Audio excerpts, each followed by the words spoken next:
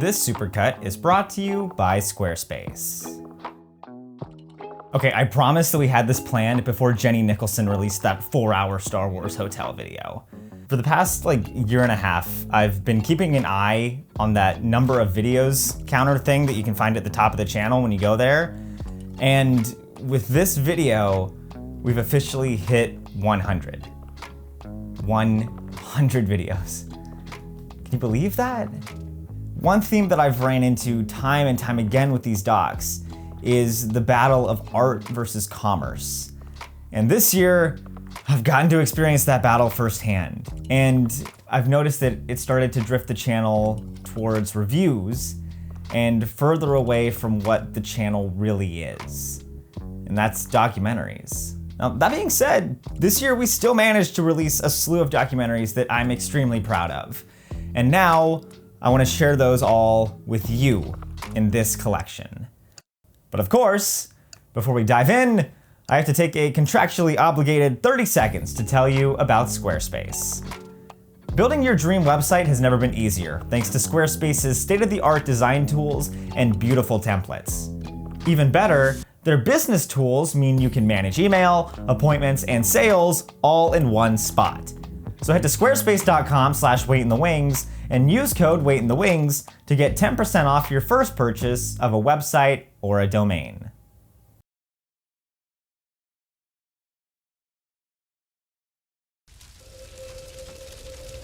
Last night, I dreamt of Rebecca again. It's funny, when something sinks, everything is so loud. There's this roaring chaos that grows like a tidal wave until it crashes and sweeps everything off into the sea. What it leaves behind is a sound even worse than chaos. Silence. The magnificence in which Rebecca the Musical crashed over 10 years ago made the silence that followed especially eerie. News outlets that spewed off weekly articles of ancient streams, frustrated actors, and defrauded producers suddenly vanished into the Atlantic. The journey of bringing the English adaptation of Rebecca the Musical to the stage left many to believe the show was snakebit. The curse of Rebecca. So much so that the likelihood of it ever seeing the light of day looked slim. But in this dream, something remarkable happened. Nestled in a tunnel underneath a London subway station, Rebecca rose to the surface at the Charing Cross Theatre. Now, we've been following Rebecca pretty closely on the channel for a while, so I knew you would never forgive me if I didn't fly to London to see this firsthand.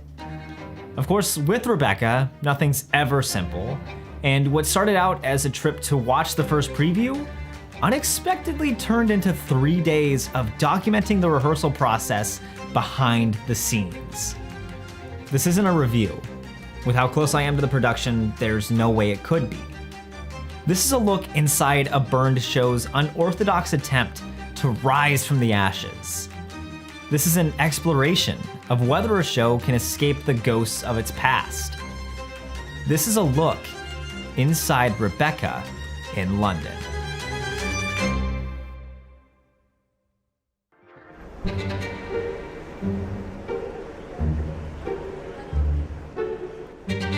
At first glance, the humble Charing Cross Theatre doesn't look like the place you'd imagine seeing a spectacle-driven mega musical like Rebecca. Yeah, this is the second railway arch that goes this way. The first one was the dressing room corridor and the ground floor we were on, and this is the theatre as the cast sees it every night. This is Stephen Levy, the managing director of the Charing Cross Theatre and the producer for this version of Rebecca. As one of the smallest theatres in the West End, the announcement that Charing Cross would house the show's English premiere raised eyebrows. Rebecca's always been staged in buildings that more closely resemble palaces than actual theaters. Not out of vanity, but out of necessity. The set is often menacingly large, with these huge towering pillars and giant staircases that wouldn't fit in a smaller venue. Compared to the vast sea of 1,200 seats at Vienna's Raymond Theatre, Charing Cross looked like a puddle. What's more, it's never been known for big budget spectacle. But to Stephen Levy, that's the point. From a commercial standpoint, a smaller seating capacity is not obviously desirable, but from an artistic standpoint, sometimes shows benefit a great deal by the intimacy that the theater affords that you don't get in a much larger theater. Stripping a bona fide mega musical down to its core components is a bold choice. But considering how spectacularly everything went down in flames last time, this may be the only way to do it. It's not only in this room. It's in all the rooms in the house. I can almost hear it now. Do you think the dead come back and watch the living? I don't believe it. Sometimes. I wonder if she doesn't come back here to Manderley. To call the journey of Rebecca the Musical's English translation hectic is putting it lightly. Writer Michael Kunze and his composing partner Sylvester Levay turned the story, based on the novel by Daphne du Maurier and the film by Alfred Hitchcock, into a high drama opera called Rebecca das Musical in 2006. The original Austrian production blew away two American producers named Ben Sprecher and Louise Forlenza, who eventually got the rights to translate the musical into English. On paper, Rebecca the Musical had all the makings of a surefire hit. A translated script by Tony Award winner Christopher Hampton, a stellar cast led by a young Sierra Boggess, and a historic theater secured in London's West End. That's when the production got hit with its first little taste of the curse of Rebecca. In late 2010, producer Ben Sprecher sent out a press release saying that the West End premiere of Rebecca was canceled due to the discovery of an ancient stream under the theater. While the producers and press asserted this as a fact, others behind the scenes don't believe it. They think that Sprecher and Forlenza just couldn't raise the money and needed an excuse to cancel the run. Ancient stream or no, the two producers ultimately decided to skip the West End altogether and instead go directly to Broadway. Over the next 2 years, the cloud of the Rebecca curse seeped into the production in every way possible. Mysterious investors, unexpected deaths. At one point, the FBI even got involved. All of this, coupled with a constant lack of money, proved too much in the end. Producers canceled the Broadway run right before the start of rehearsals, and the English translation of the script vanished. In retrospect, I think they would have to agree it was a mistake to try to bring it to Broadway first before the West End, given cost differentials and most importantly, the fact that Rebecca as a title doesn't resonate with an American audience the way it does with the British audience, which is just part of the culture. Levy doesn't just say this as an outsider. He worked alongside Sprecher and Forlenza during the early years in London. When the two started batting around the idea of taking the show to New York, Levy constantly told him it was a bad idea. Regardless, Sprecher and Forlenza ultimately did announce the Broadway move, and Levy backed out. Remarkably, years later, the shipwreck of the English adaptation washed back to his shore, albeit a little more bruised and battered than the first time Levy saw it. But can the show escape the looming shadow of its past?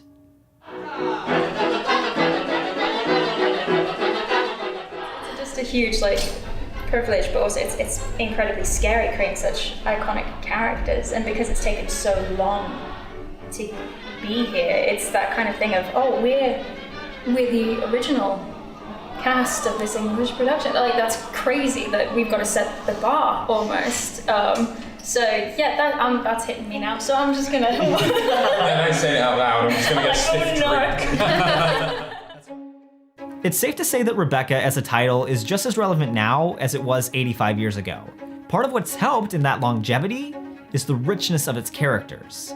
The innocent and insecure nameless bride, known in the musical only as I. The brooding sad boy widow, Maxim de Winter. The gothic mommy housekeeper, Mrs. Danvers. There's a reason one of the first readings for Rebecca on Broadway included heavy-hitting stars like Hugh, I Was the Phantom for 6 years, Panero, and Cara Lee, the best part of Bad Cinderella, Carmelo. All these characters are so well known.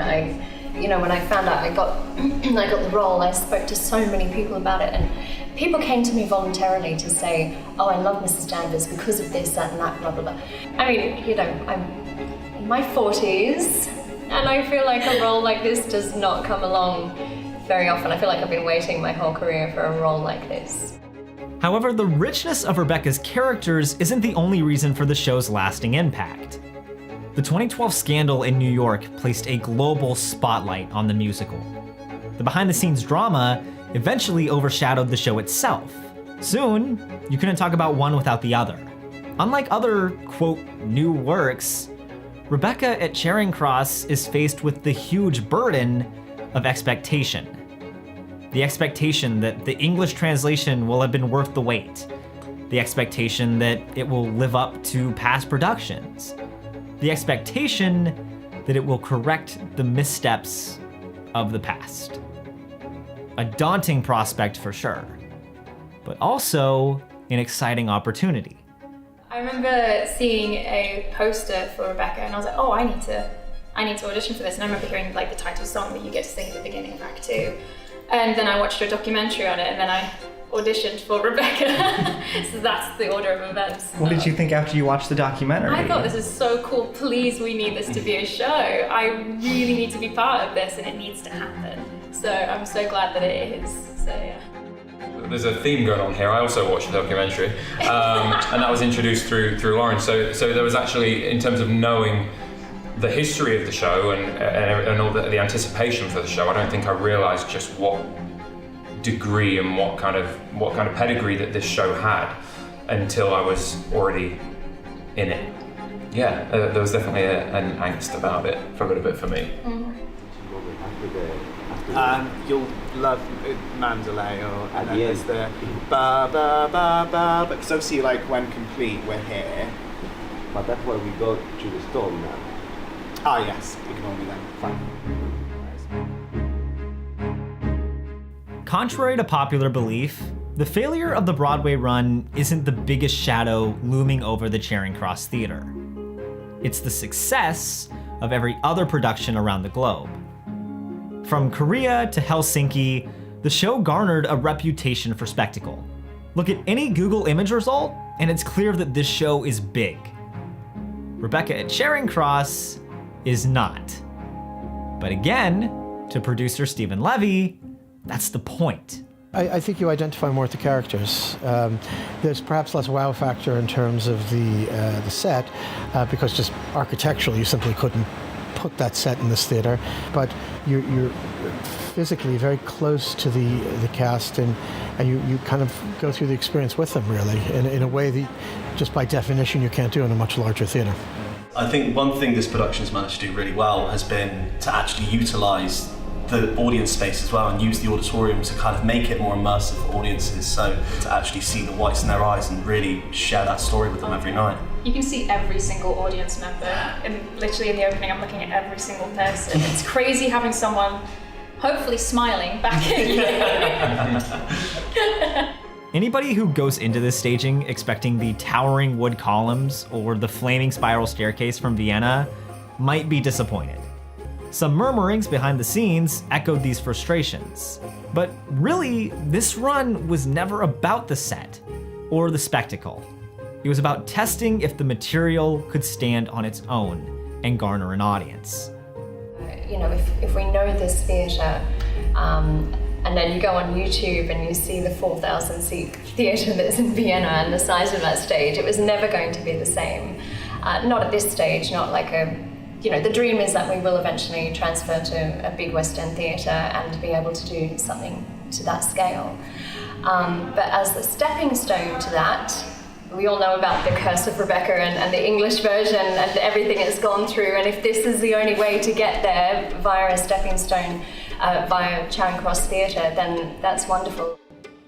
That being said, the material, written for a 34-piece orchestra, isn't any smaller than the set, and posed its own obstacles for the production. Enter Sylvester LeVay. The joyous and bombastic composer of the show reorchestrated the score down from 34 pieces to 18, just for the Charing Cross. More manageable, sure, But that's still a lot of bodies and a lot of instruments to find space for, especially when the problem of placing musicians already plagued Charing Cross Theatre's past productions.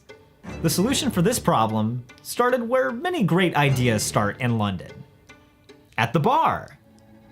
Originally, this was really surplus space in the back of the theatre.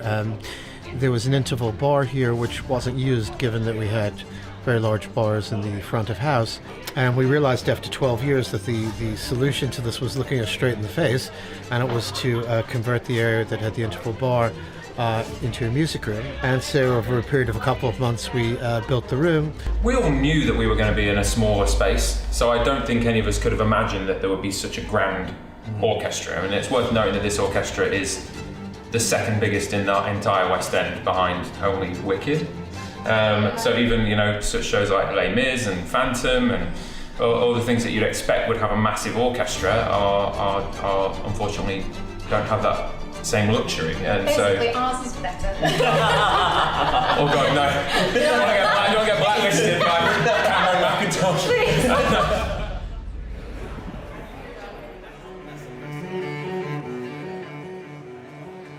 Knowing the history of Rebecca, it's always been weird seeing that big flaming R in the real world. It's one of those things you know exists, but you can't imagine actually seeing it in the wild. It's kind of like someone wearing a pro wrestling shirt at a Broadway musical. It's always been the stuff of urban legends, this untouchable dream.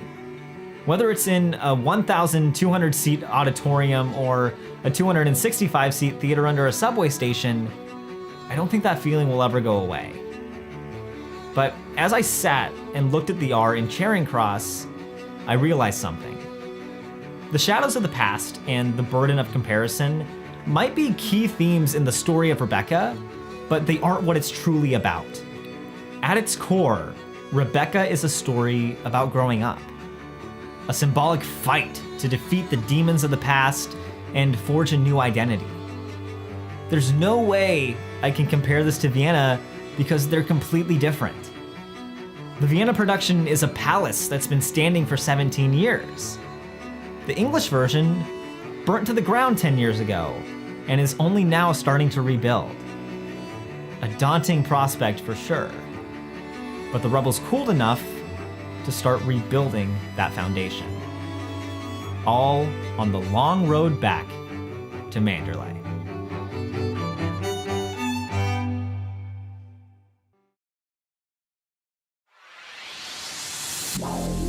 I'm here to tell you a very strange story.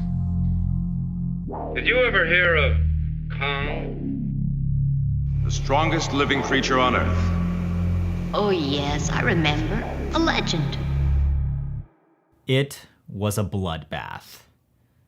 Article after article hit faster and harder than a strand of bullets from a biplane. Since 1933, King Kong's been a staple of cinematic spectacle. He's had more faces than a Gallifreyan Time Lord. I mean, think about it. He's been balloon dropped in to fight Godzilla. He's had a heart transplant. Once, he even fought a robot version of himself. Of steel. And yet, possibly the most ambitious version of Kong came in 2013, when he starred in his own musical, as a puppet. Global Creatures made a name for itself thanks to the larger-than-life arena show Walking with Dinosaurs. But if the reviews for King Kong the Musical were any indication, their first foray into traditional theater might be their last. Everything came under fire. The script, the music, the direction. Really, only one piece of the show emerged from the destruction intact. Kong himself. This is a story about an animatronics empire that unexpectedly decided to make a musical. About bringing an iconic movie monster to life. About human beings' ravenous appetite for spectacle and the value we place in it. But above all else, this is a story about one giant-ass puppet.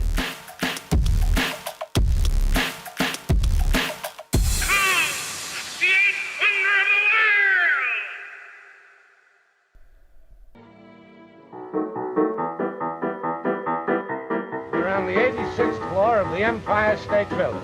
The top of this structure is the highest thing in the world today. The New York skyline got a little bit sexier on May 1st, 1931, with the completion of the Empire State Building. The tallest building in the world at the time, to Merian C. Cooper, it represented the perfect spot to end his new movie. By the time Cooper found his way into filmmaking, he'd essentially lived 8 different lives. He was a war pilot, a global explorer, a grade A racist. In 1929, he started working on a picture loosely based on the adventures of his equally problematic friend, William Douglas Burton, who had recently brought 3 rare Komodo dragons from Indonesia to the Bronx Zoo. New York's famous Bronx Zoo boasts a pair of honest-to-goodness dragons, huge 10-foot lizard monsters from Indonesia's Isle of Komodo, where the only dragons in this modern world exist. The dinosaur-like lizards dazzled audiences for a grand total of a few weeks, because they quickly died in captivity. But even during their few weeks in the spotlight, the live lizards were supposedly overshadowed by a stuffed gorilla. Very few people in North America had ever seen one. So to a New Yorker in the 1920s, seeing a gorilla in person was like seeing a unicorn.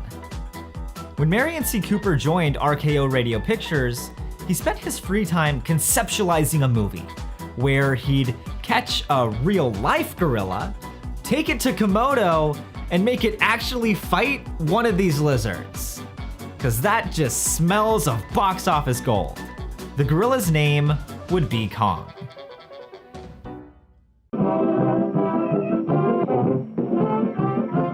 For as long as humans have been curious, someone's always been there to capitalize on it. Heck, P.T. Barnum once charged a dime to see the Fiji mermaid, which was actually just a monkey and a fish sewn together. This curiosity still persists more than a century later. That being said, 2 dead animals and a bit of string really don't draw like they used to. In 2006, a group of producers, fed up with how boring family entertainment was, approached one of Australia's richest men, Jerry Ryan, for $150,000. The reason? To build 20 robotic dinosaurs. The producers, in partnership with the BBC, wanted to turn the documentary series Walking with Dinosaurs into a theatrical extravaganza. So big, it needed an entire arena to house it. Ryan, who'd never done anything in the live entertainment world before, joined up with the production, not only as a majority investor, but as a full-on co-producer. With only a little over a year to make the dinosaurs, Ryan recruited animatronics engineer Sonny Tilders to lead the team. Tilders previously created puppets for blockbuster films, like Star Wars Revenge of the Sith, and he even worked with the Jim Henson Company. But this show was an entirely different beast. Unlike puppets made for a film set, the puppets in Walking with Dinosaurs needed to actually come to life, in front of 10,000 people without any camera tricks. For his first prototype, Tilders tried to build a T-Rex called Madge, using $50,000 and a cherry picker lift. It didn't really work. Dissatisfied, Tilders, along with 50 artists and technicians, came together with a complex fusion of engineering, mechanics, and puppetry to remarkably create over 10 species of dinosaurs in less than a year. And wouldn't you know it, just like with Burton's Komodo dragons or P.T. Barnum's monkey fish mermaid, curious audiences flocked to witness the spectacle of real life-size dinosaurs, resulting in hundreds of millions of dollars of revenue. The show grew faster than anyone could have ever expected, especially Jerry Ryan. In addition to being the majority owner of dinosaurs, Ryan's shocking wealth bought him wineries, resorts, an online bike store, and it even bought him a national basketball team. The unexpected success of Walking with Dinosaurs led to a major managerial headache for Ryan, who didn't have the bandwidth to oversee yet another company. Still, he saw value in what they created. And in 2008, he made a bold proposition to a woman named Carmen Pavlovich. As a former executive producer for Andrew Lloyd Webber's Really Useful group, Pavlovich was used to working with dinosaurs. But the idea of only creating shows about animatronic creatures didn't exactly appeal to her. That said, she did tell Ryan that she would run the company on a few conditions. In addition to Walking with Dinosaurs, she wanted Global Creatures to also produce traditional theater. And for their first musical, it needed to be based on her brother's favorite film, King Kong. During the height of the Great Depression, Merian C. Cooper faced a frustrating realization. RKO Studios was on the brink of financial ruin. There was no way they would pay for him to take a real gorilla to Komodo. However, after seeing a few test shots for a scrapped film called Creation, in which a group of explorers encounter dinosaurs on this mysterious island, Cooper made a realization. The way to save the Kong project was with stop-motion animation. Creation's creator, Willis O'Brien, mastered this technique. With stop motion, Cooper could have a model gorilla fight some of O'Brien's dinosaur models left over from Creation, all from the comfort of the studio. And just like that, Kong went from a 12-foot gorilla to an 18-foot monster, big enough to fight a T-Rex.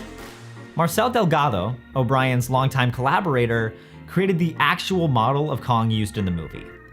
Now, up to this point, stop-motion models were traditionally made of clay, which made them extremely difficult to adjust without the movements looking fake.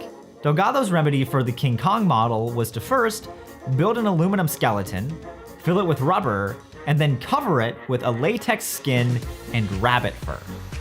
Much like O'Brien and Delgado struggled to make Kong look real on film back in 1933, animatronics artist Sonny Tilders struggled to make Kong look real on a musical stage 70 years later. We chose it without really knowing how complex it was ever going to be. It seemed, in my mind, quite easy. It was supposed to be puppet, it'll just all work. But then the realisation that it's actually more than just about a puppet for me, more than just about a creature. And it's this whole story connected to it. The puppet not only needed to demonstrate strength and elicit fear, but also show vulnerability. The 2005 King Kong remake pulled off this blend of aggression and human connection thanks to Sonny Tilders' arch nemesis, CGI. Tilders once referred to CGI as the enemy of his art. It's essentially what forced him out of the film industry. Through the entire process of Walking with Dinosaurs, Tilders made it a point to make hyper-realistic puppets that could never be matched by mere pixel trickery. His rivalry with CGI inevitably bled into Kong. Tilders wanted to create a puppet more realistic than Peter Jackson's computer-generated Kong, and he wanted it to be entirely animatronic. Tilders and Creature Technology experimented with different methods to make the Kong puppet freestanding. They even gave the T-Rex cherry picker method another shot. It still didn't work. After countless prototypes, the musical's director, Daniel Kramer, essentially told Tilders he was doing it all wrong, saying, "The theater is not the place for realism." Shows like The Lion King and War Horse pushed the boundaries on how puppets could help tell a story, and the art form itself started to shift away from the traditional into the abstract. Part of what made them stand out was how they took inspiration from bunraku, a classic form of Japanese puppetry where the audience could see the puppeteers. Now this went against everything Sonny Tilders tried to achieve in Walking with Dinosaurs. In that show, he wanted everything from the mechanics to the puppeteers hidden from the audience. Kramer hated this idea. He felt it took away from Kong's power. After countless debates, one of which nearly ended with Tilders leaving the project, the two ultimately decided to embrace bunraku and have a group of puppeteers called the King's Men control Kong on stage, moving his limbs by pulling different cables in plain view of the audience. I was the right elbow of King Kong. Hi, my name is David DJ. So I would have to pull. There was somebody who would be the wrist line, and then another person right underneath that would manually be underneath his palm and lift his palm. In order for him to do certain parts, I remember them pulling the lines out as hard as they could, literally laying on the floor and walking around to make sure he's in the right position. But I'd have to climb up to his shoulder. On the timing, I'd jump off and then shoot his arm up and then, hit the floor right away. A little over maybe 35 feet in the air I would jump from. In addition to being badasses, the Kingsmen also added to the double vision of both the creature's life and the human beings creating the illusion. Much like Delgado's stop-motion Kong, Tilder's started with the skeleton. Only this time, instead of aluminum poles, he used a steel space frame. For Kong's skull, they used a carbon fiber shell, filled it with 2 hydraulic cylinders, and 15 individual motors that worked to move the face muscles.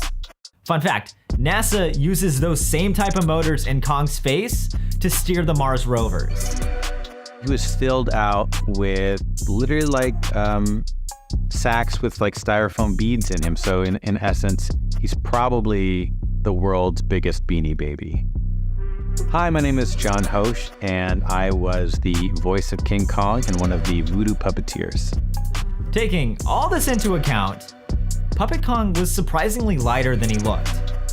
For the arms and the legs, Creature Technology opted to use high-pressure inflatable tubes.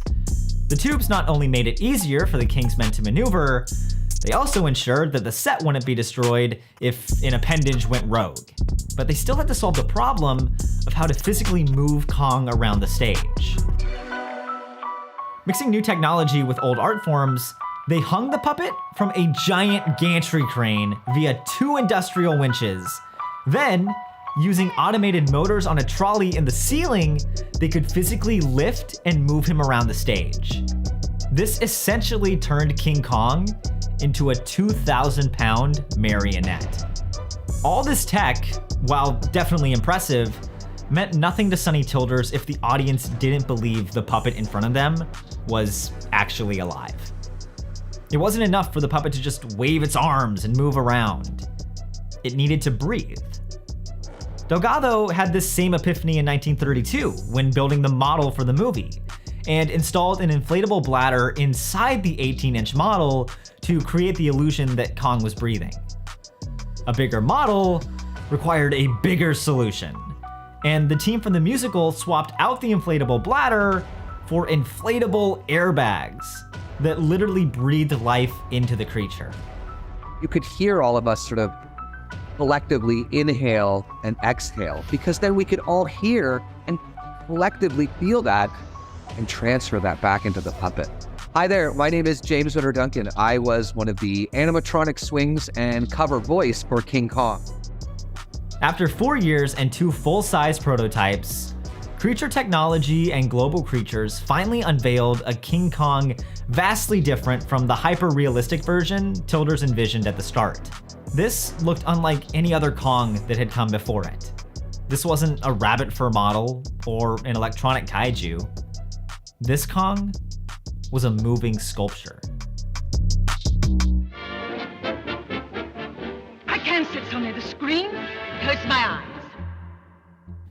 In 1933, RKO Radio Pictures went into receivership in a final attempt to stave off bankruptcy. Only a 3-year-old studio, RKO suffered from flop after flop, alongside decreased theater attendance from the Great Depression. They really needed a hit, and they needed one fast. With nothing to lose, RKO chief David O. Selznick pumped extra time and money into the studio's last big swing, King Kong. The movie opened at a perilous time for the United States. The entire financial system was collapsing. Nearly 13 million people were out of work, and hundreds of thousands of families were evicted from their homes. Just 4 days after the King Kong premiere, President Franklin D. Roosevelt forced a bank holiday to stop people from pulling all their money out and speeding up the collapse of these banks. And yet remarkably, in those same 4 days, King Kong became a commercial smash. It brought in $90,000 and somehow turned RKO into one of Hollywood's major studios. Reviews noted that while the actual story and characters of King Kong left a lot to be desired, the visuals really made the movie work. Still, from an audience standpoint, the larger-than-life adventure story offered a refuge from reality. The movie starts with Andero being pulled from a breadline for a reason. For just 10 cents, they too could escape the turmoil of real life and be transported to a world of spectacle. 80 years later, in June of 2013, Global Creatures needed their first big swing into traditional theater to be a massive hit if they wanted to be viewed as more than just a robot dinosaur company.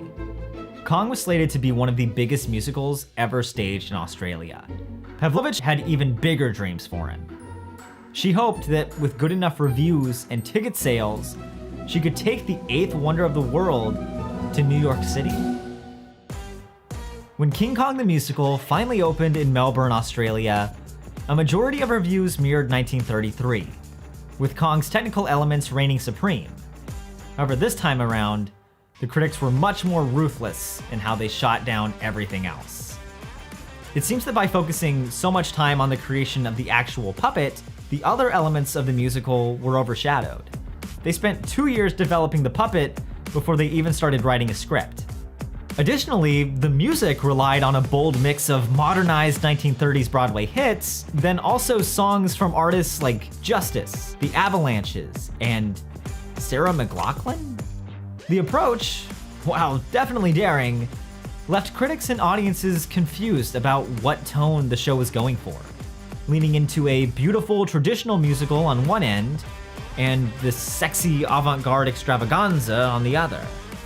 But if the tech elements and spectacle were enough to save the original movie, maybe the same could happen for the show.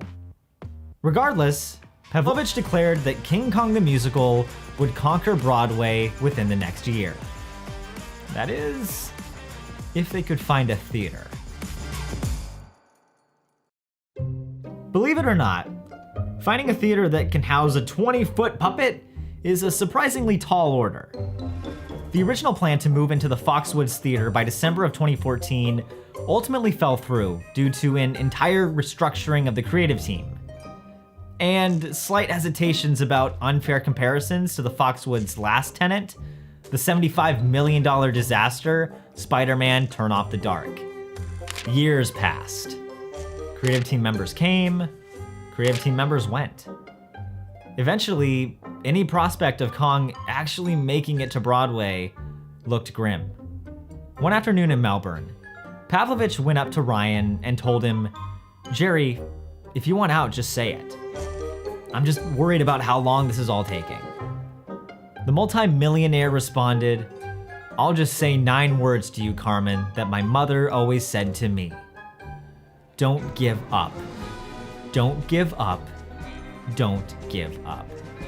Ryan's hope encouraged Pavlovich to continue the fight. Finally, in May of 2017, it was announced that King Kong the Musical would voyage to the Broadway Theater in New York.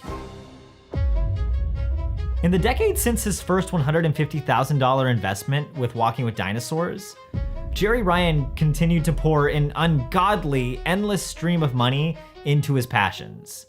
He paid $225,000 for a Melbourne Cup winning racehorse, pumped $12 million a year into a world-class Tour de France cycling team, and he even paid $16 million for the redevelopment of this high-end winery. But if you're like me at this point, you're probably wondering, where did all of this money come from? Was he connected to the mafia? Was he an ultra-successful hedge fund manager? Was he the descendant of a royal bloodline? No. Jerry Ryan became a multi-millionaire thanks to 2 words: camper trailers. Jerry Ryan founded the camper manufacturer Jayco in 1975 with a $10,000 loan. By 2016, the company generated over $1.5 billion in revenue.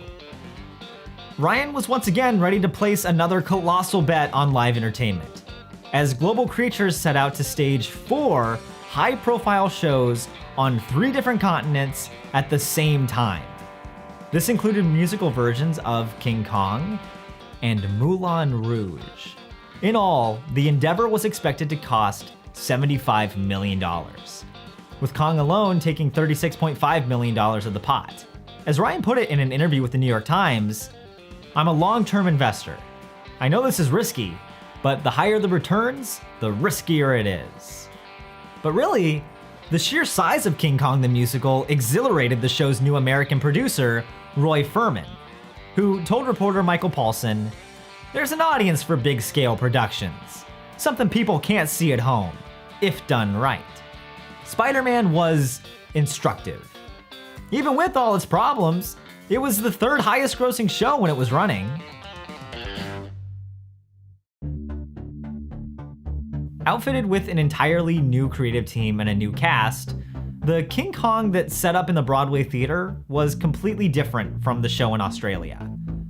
The musical continued to hit roadblock after roadblock on the jump to New York. Marcia Norman, replacement for the original writer, Craig Lucas, churned through 9 different drafts until admitting she couldn't write a script for a musical where the lead character doesn't speak or sing. There the beast and here the beauty. She has lived through an experience no other woman ever dreamed of, and she was saved from the very grasp of Kong. The portrayal of Kong as a character and his connection to Andero has always been difficult to describe and even harder to portray on screen. For as long as Kong has existed, the story's racial, sexist, and even bestial undertones have been scrutinized. As writer Soraya Nadia McDonald puts it, since Cooper brought him to the screen, Kong has been an enduring symbol for white Americans' imagined fears of black male sexuality. The long troubling fear of the other at the heart of King Kong is undeniable, and only adds to the complexity of how each Andero reacts to him. A relationship that more often than not ends with each white Andero screaming in terror as she waits to be rescued from the beast. King Kong on Broadway attempted to break away from this tradition by casting Christiani Pitts as the first black Andero, a decision that once again changed the relationship. McDonald dives deeper into this relationship, this story, and the complexities of Broadway casting a black Andero in an article that's linked in the description. Whereas the 2005 movie had the advantage of CGI to bring this relationship to life, Tilders didn't have that same luxury. It wasn't enough to just swing Kong from one end of the stage to the other. He needed to really make a true connection with Anne. In order to bring the hulking mask of steel and foam to life, Tilders brought back the same tech he used for the Brachiosaurus in Walking with Dinosaurs, the voodoo rig. Kong's finer details were controlled by a group of 3 puppeteers in a special room that was up on the mezzanine. I had 2 joysticks, and one of them kind of controlled his neck, and one of them controlled his head. So if I moved the controls together, I would be the one that kind of made him look where he needed to go. So I really was in control of where he was focused on. And then on the other side of you is the face ring that was much more like the Walking with Dinosaurs one, that just had a different configuration that had connected to all the servos in his face that allowed you to move his eyebrows, his forehead, his nostrils could flare. He had a snarl on either side. And at the same time, I had a microphone, and I was giving him a live voice every night, but I can kind of go through some stuff.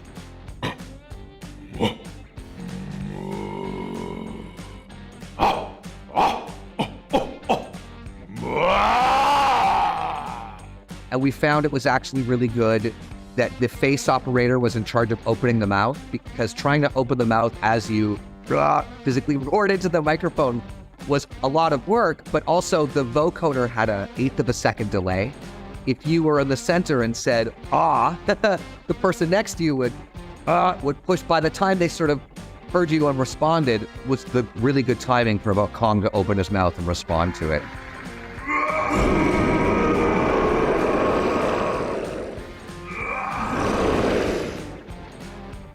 The operator of the shoulder rig also carried the huge responsibility of communicating and coordinating with the 10 puppeteers on stage, now renamed the King's Company, alongside the addition of 2 women. The voodoo technology proved to be the last touch the King Kong puppet really needed to truly come to life. However, at the end of the day, he was a 2,000-pound puppet with a lot of intricate machinery and technology. And what's the one thing we all know machinery and technology is really good at? Malfunctioning. Wi-Fi signals from cell phones in the audience occasionally interrupted Kong's comm signal, meaning that he couldn't receive the signal from the voodoo booth, leaving him motionless. Additionally, Kong was filled with oil to keep all the pistons running smoothly, which required a technician to watch the rising oil temperature like a nuclear reactor. If the levels ever got too hot, they'd have to stop and wait for him to cool down. He had these shoulder cables that could lift him up into like a standing position.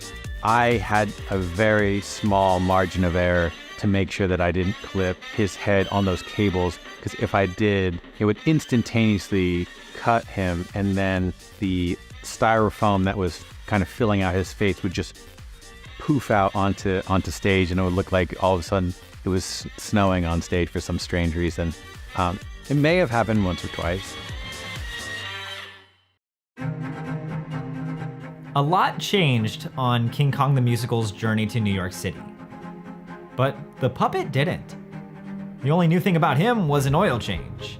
Producers hoped that the new cast, led by Christiani Pitts, the new script by Jack Thorne, new direction by Drew McOnie, and new music by an equally as new composer named Eddie Perfect, would be enough to elevate the actual content of the show to the mythic heights of its giant puppet, and hopefully help it recoup that $36.5 million investment. King Kong the Musical officially opened on November 8th, 2018. And within no time, the airplanes started circling again. The reviews were merciless. The New York Post called it a gorilla-sized mess, and The Observer declared it was a $35 million crime against puppets. In a move that shocked and angered many in the Broadway industry, even those not directly attached to Kong, the New York Times didn't even bother to write an official review, opting instead for a dialogue-driven piece where critics Ben Brantley and Jesse Green tried to talk each other into hating the show with really inaccessible in-jokes. Even though the show received disastrous reviews, it still brought in $1 million the following week, because everybody wanted to see the puppet. The only shot for the show's survival was by selling the spectacle. King Kong the Musical started an aggressive marketing campaign specifically focused on showing off the giant puppet to tourists in hopes of making it to the Tony Awards in June. Kong was everywhere. At the Macy's Thanksgiving Day Parade, on the Stephen Colbert Show, in elaborate television ads. Heck, James Corden's parents even wrote him at one point. For the better part of 7 months, Kong fought to stay alive and repeatedly pulled in over $800,000 a week. Miraculously, the show made it to the Tony Awards, but it was too little, too late. You see, something that producer Roy Furman forgot to factor in with his statement about Spider-Man Turn Off the Dark was that just because the show was making all that money, that didn't mean it was profitable. Yes, Spider-Man Turn Off the Dark constantly pulled in $1 million a week, but it also cost $1 million a week to stage, meaning that more often than not, the show made no money. That same thing happened to King Kong.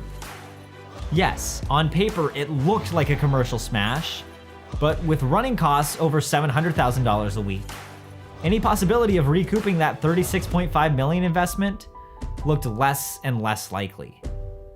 With ticket sales coming in $100,000 under running costs, and with no noticeable bump in attendance after the Tony Awards, producers announced the show would close 2 weeks later. King Kong the Musical closed on Broadway on August 18th, 2019.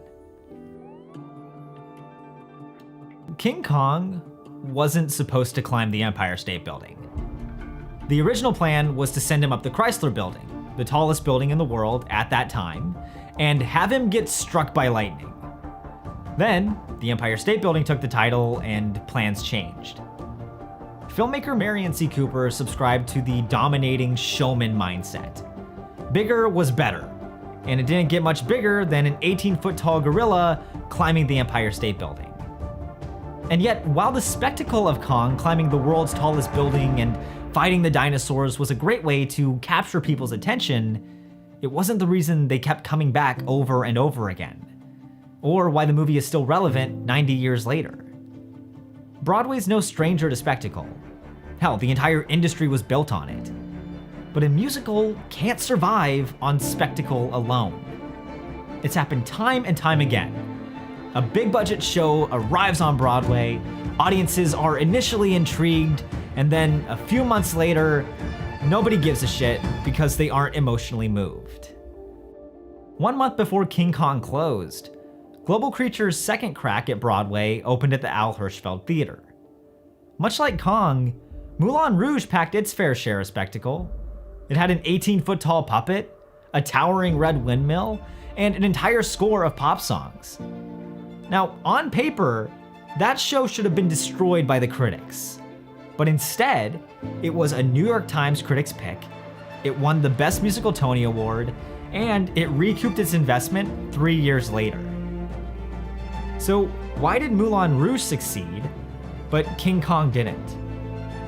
It's the same reason that King Kong succeeded in 1933, but the rushed sequel, released that same year, did not. The spectacle made audiences curious, but everything else made them care. The King Kong puppet was a technological marvel that absolutely deserves to be mentioned in the same breath as other iconic set pieces. I mean, heck, it won its own Tony Award. But its steel skeleton and fiberglass shoulders were never going to be strong enough to carry the weight of the entire show. In the end, it really wasn't the critics who killed King Kong the musical. It was beauty that killed the beast.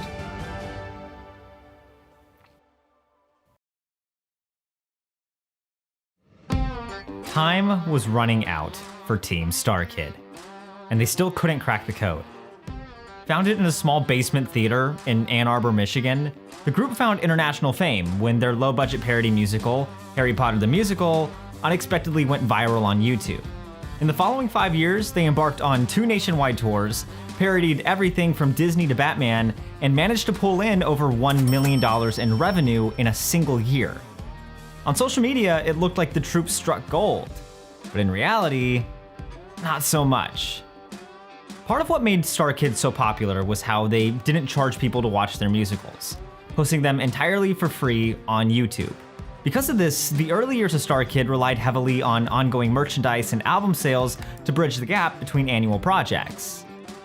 But technology moves fast. The online world was a whole new frontier come 2014, and the rise of streaming made album sales irrelevant. Running out of money and carrying the weight of their fans' sky-high expectations, the future of Starkid hinged on one of the biggest risks in the company's history: staging 2 shows at the same time. One, a musical parody of Star Wars called Annie, and the other, an original show based on the Oregon Trail. No, not that Oregon Trail. This one. Children of the 70s and 80s will never forget the Oregon Trail. The game's popularity has survived the test of time. Have you played the Oregon Trail? I did play the Oregon Trail game, and like many others, I think I died of dysentery. For the better part of 10 years, Starkid actor Jeff Blim hit boulder after boulder in his attempt to turn the 1970s computer game into a musical. But now, the show inched closer to its final life. It was like, uh-oh, this show's changing a lot, you know, because none of the other shows had really gone through that big of changes. I mean, I thought it had problems. It's like there's a reason I kept trying to crack the code, kept changing the script, was because I knew things didn't work. This is the story of a small theater company's huge gamble, about the intersection between making art for views and making it for love, and about one man's radical attempt to make a song about dying of dysentery. This is the story of Team Starkid's Trail to Oregon.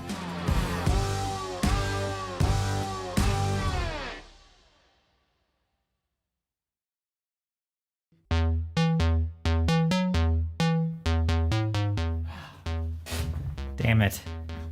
Got typhoid again. You know, in a world where Spider-Man 2 and Call of Duty exist, it's easy to forget that not too long ago, computer games used to look like this. Eat your heart out, Grand Theft Auto. But don't let those clunky 8-bit blocks fool you. When the Oregon Trail game came out, it was unlike anything the world had ever seen before. Originally created by student teachers for an 8th grade history class, the game placed players in the mud-covered boots of a family traveling from Independence, Missouri to Oregon City, Oregon. Or Oregon? I don't know, I'm gonna say Oregon for this video. Now, let's get one thing straight right from the get-go. Traveling the real Oregon Trail in the 1800s was a literal f***ing nightmare. What started out as a fun cross-country adventure inevitably turned into people getting poisoned from rattlesnake bites, frostbite in the Rocky Mountains, and contracting diseases that left them dying in the worst ways possible. Absolutely horrible for those in the 1840s. But morbidly entertaining for kids in a school computer lab. It was this little, you had this little covered wagon that would just scroll and go like this, and then you get some text that says, oh, your whole family died of dysentery. You go, great, what did I learn here? I don't know. And the fun of it was like coming up with silly, goofy names for your family. Like that was the most fun.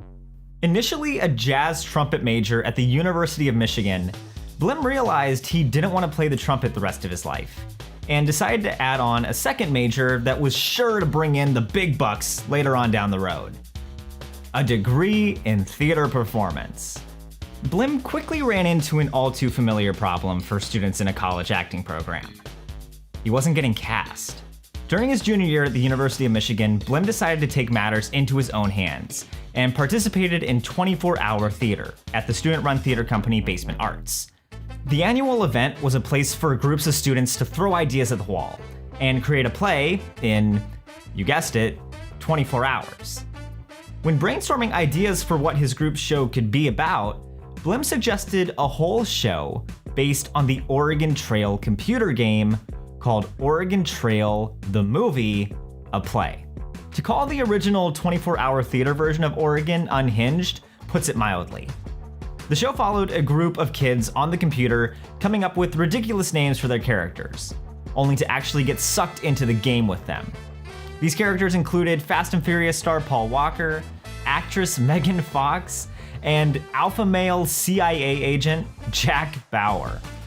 Bauer was very much the star of the show, trying to save the day in the most ridiculous ways possible, culminating in this super macho ballad called When the World's at Stake.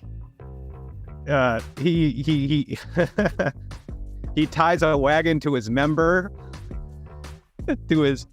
because this is something Jack Bauer would do to save the day. Wait, explain that scene. How did that? So basically, the wagon breaks, and the oxen run off. And Jack Bauer says, "There's only one way. You need to tie this wagon to my, and I will pull it all the way to Oregon."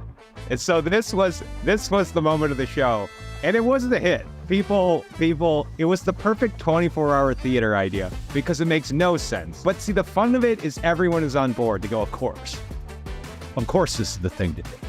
The journey of Oregon Trail, the movie, a play, very well could have ended with that Basement Arts performance.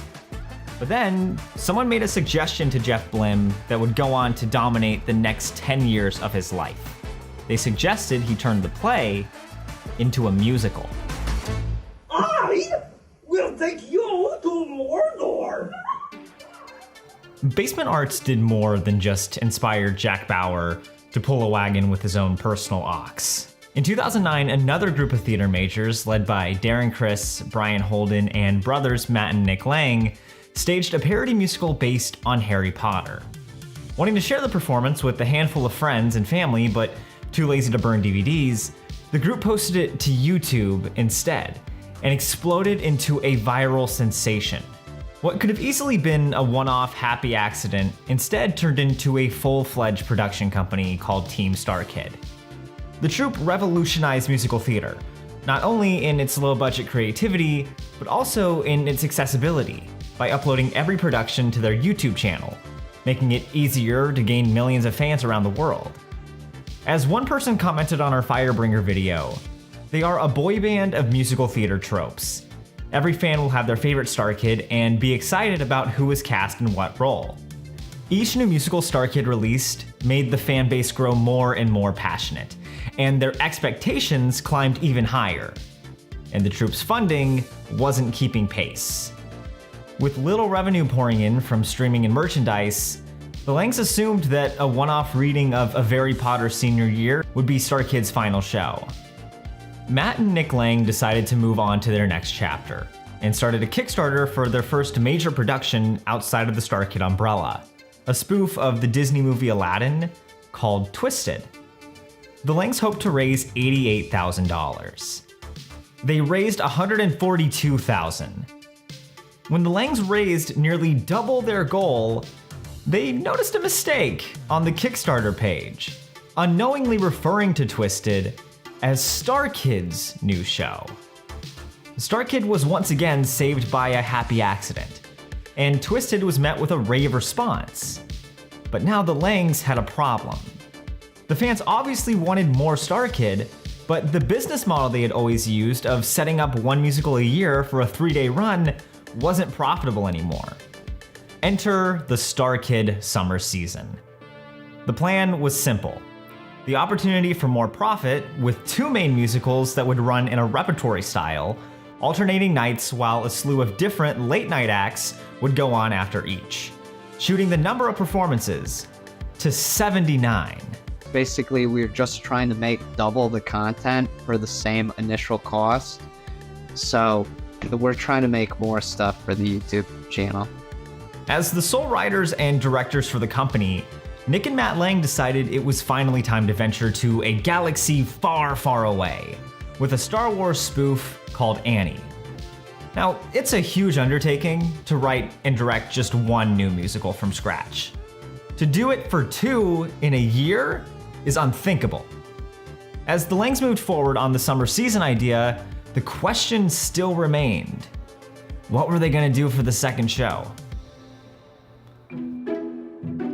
After a couple years in New York, Jeff Blim's Oregon Trail musical looked immensely different at this point than any iteration that came before.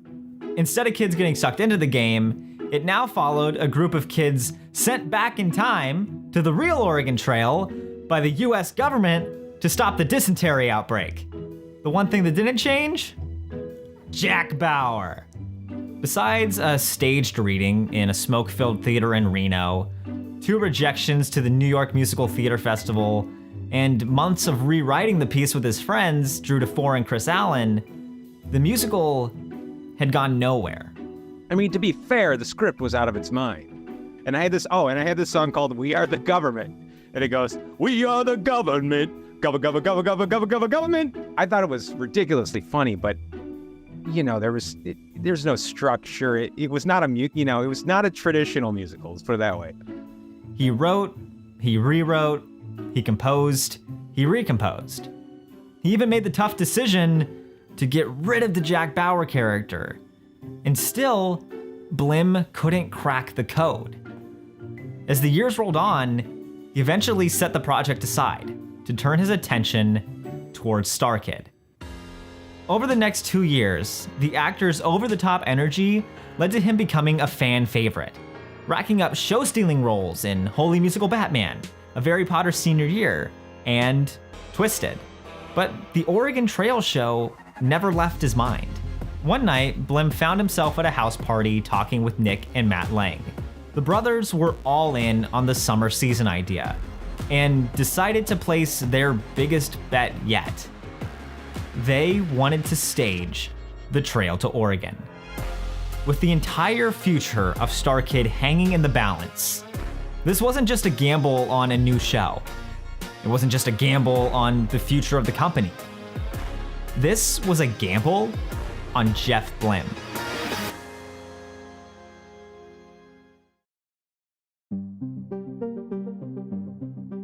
So when it comes to casting, Starkid doesn't go for the traditional open audition, where any actor can try out for a show with 2 monologues and a song. Going all the way back to their first production at Basement Arts, casting's always been within their circle. Casting for the summer season was no different. They tend to already have casting in mind. I think like the auditions are more to just be like, are we right about this instinct? I'm Jamie Lynn Beatty, and I played the daughter in Starkid's Trail to Oregon. The way they had kind of set it up was like set up a pool of people that they knew were going to be in like either one of the 2 shows, either Annie or Oregon, and then had kind of just done a series of like, not auditions necessarily, but just like everyone reading different parts. Well, I'll finish chewing this piece of a fig bar. Well, hi everyone, I'm Joey Richter. If you're using any of this and being like, who is this guy talking? The Langs didn't want Annie to be a by-the-numbers parody musical, however. In the spirit of experimentation, they decided that none of the actors would sing. Instead, a band would play and sing all the songs over the action, like the musical montages in the Rocky films. They knew that there wasn't going to be any singing in that show, and so I think they knew that they wanted those of us to be in Oregon because like they wanted that to be an actual musical where we were singing. It was still up in the air at this time about who would actually write the music for the Trail to Oregon. Even though Blim previously composed songs for the show, he assumed they'd be scrapped in favor of the band also writing the songs for Annie. But then, Nick Lang asked to hear some of Blim's songs. Blim shared 2 of the earliest songs he'd written for the show. One, called The Prettiest, originally meant to be sung by the character Megan Fox, and the other, called Pays to Be an Animal, meant to be sung by a kid who becomes half ox after getting sucked into the game. Lang listened to these songs, and he was sold. Just 2 months before opening night, casting for the summer season was finalized in May of 2014. Tickets went on sale shortly after. The fans were ecstatic over the news of a Starkid Star Wars parody, and many were intrigued by the idea of a musical based on the Oregon Trail game. The thing they were most excited for, though, was that they were getting 2 Starkid shows at the same time. Rehearsals were set to begin a couple weeks after the announcement, and things seemed to be falling into place. There was just one tiny little hiccup. The team hadn't even come close to cracking the Trail to Oregon script. Their current version was an Avatar Freaky Friday approach, with a kid being beamed into the body of a 40-year-old man trying to learn how to be a good father. It wasn't working. 2 weeks out from rehearsal starting, the creative team sat on a couch in the living room of the Langs' house, frustrated. Through each rewrite of the script, the team kept running into the same problem. They could never figure out what this musical was supposed to be about. The problem with the script always was it was a hat on a hat, where when we weren't just trying to do a period piece about the Oregon Trail, we were trying to capture the nostalgia factor, so make it, include the game element. And so it was always like, is this a modern day musical about a computer game? Or is this an old-timey musical about the Oregon Trail? And so that's why the code was never cracked. That's when a light bulb went off for Matt Lang. Part of what made the original Oregon Trail game so much fun was how much freedom it gave to the players. Thieves stealing your oxen, your wagon catching fire, and your grandpa dying of dysentery were just a few of the obstacles faced throughout the game, all based on real diary entries from Oregon Trail pioneers. How each player reacted to these challenges made no 2 games alike. This gave Matt Lang an idea. What if the show was the game and the actual audience were the players? Blim said it himself. The fun of it was like coming up with silly, goofy names for your family. Instead of having the cast come up with the names in the story, the audience would do it. Overnight, the show changed from a sci-fi musical a la Avatar into a road trip comedy musical more in the vein of National Lampoon's Vacation. The improv aspect drastically changed the creative team's approach to the show, writing in as many moments for audience interaction as they could on a script writing speed run. There was a whole series of different things in the show where, like, when the family was forging the river at the end before they crashed, they got tested on trivia from the Trail to Oregon. Let me, like, read a section of this. Uh-oh, gang, look at that. There's a huge boulder straight ahead. We need to avoid it, but I feel like I can only do that if anybody, shouts out the correct answers to some Oregon Trail trivia questions. There's a whole quiz section, which is funny, and then I think they fail, and then they crash. I remember being like, we should have something where, like, you, like, throw, like, the audience throws, like, foam rocks or something. Like, I wanted there to be more audience interaction where, like, almost like Rocky Horror Picture Show, where, like, the audience was, like, actually participating in the disasters that were happening. And they're like, no. The new version of the script made its debut that summer at a reading for both Annie and Oregon. It's hard to tell what kind of show you've written until you've actually heard it in action. And if the first reading for Trail to Oregon was any indication, it wasn't a good one. We had the read-through in the living room of Matt and Nick's place, and we read through both shows, and the initial reaction was like, oh no, Oregon's gonna be a stinker. Like, the cards were stacked against Oregon right from the get-go. Not only was the script not completely finished, it also had the smallest cast in Starkid history. The average cast size up to this point was 18. Oregon had 6. Of course, that still didn't stop Joey Richter from playing 8 different characters. What's more, Oregon was unlike any other Starkid show up to this point, opting for an improv focus instead of a scripted parody. what wasn't alive in that reading was the improvisational element that brings that show to life.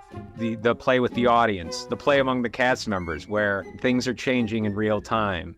After that first read-through was when Nick and Matt kind of finally first heard the pacing of everything, and then that's when big cuts were made.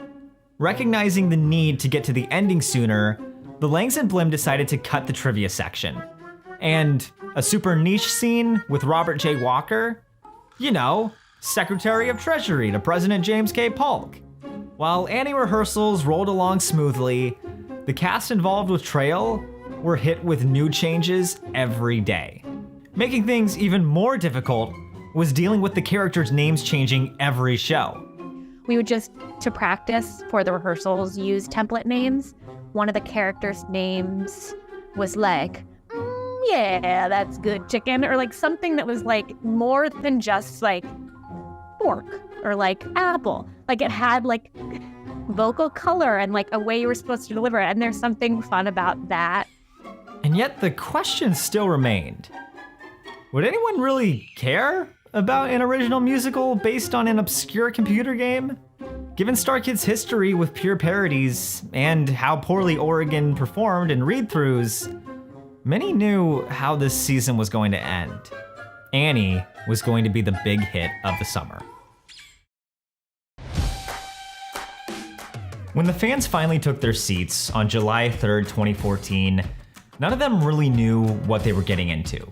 I remember the beginning of the show when we first started to ask people for names. It's people didn't know that was part of it. So it's I think there was a little more hesitance and there was a little more oh, okay, I'll throw out a name. The names for the first few performances were pretty tame, with the father being named Zachary and the mother Dorothy. The greatest gag wasn't working. But that all changed in the show's second week, when the fans started to come back. Now knowing what to expect, the names became much more colorful, with some of the standouts including Guy Fieri, John Stamos' Thong, Girl Please, Help Me, Please Help Me, and Sir Shits a Lot, just to name a few.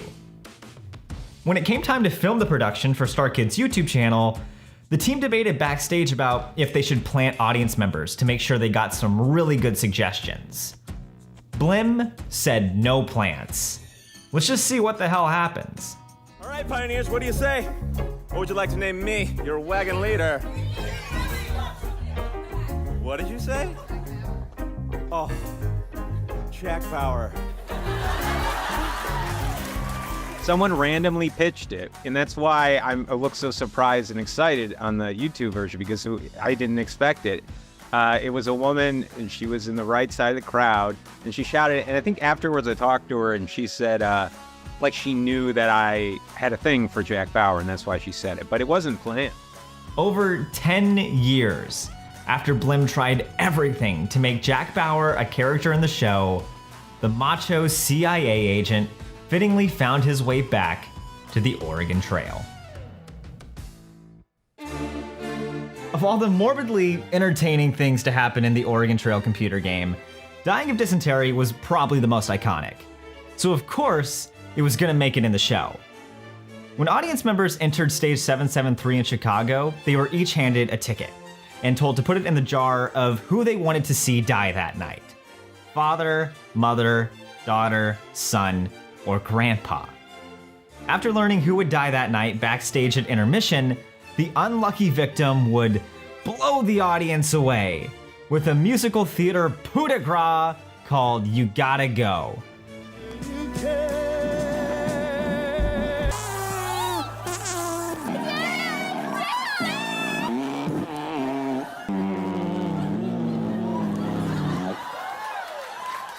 Yeah, I remember writing that in my apartment.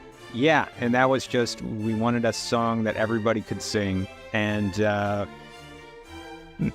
fart their brains out or poop their brains out.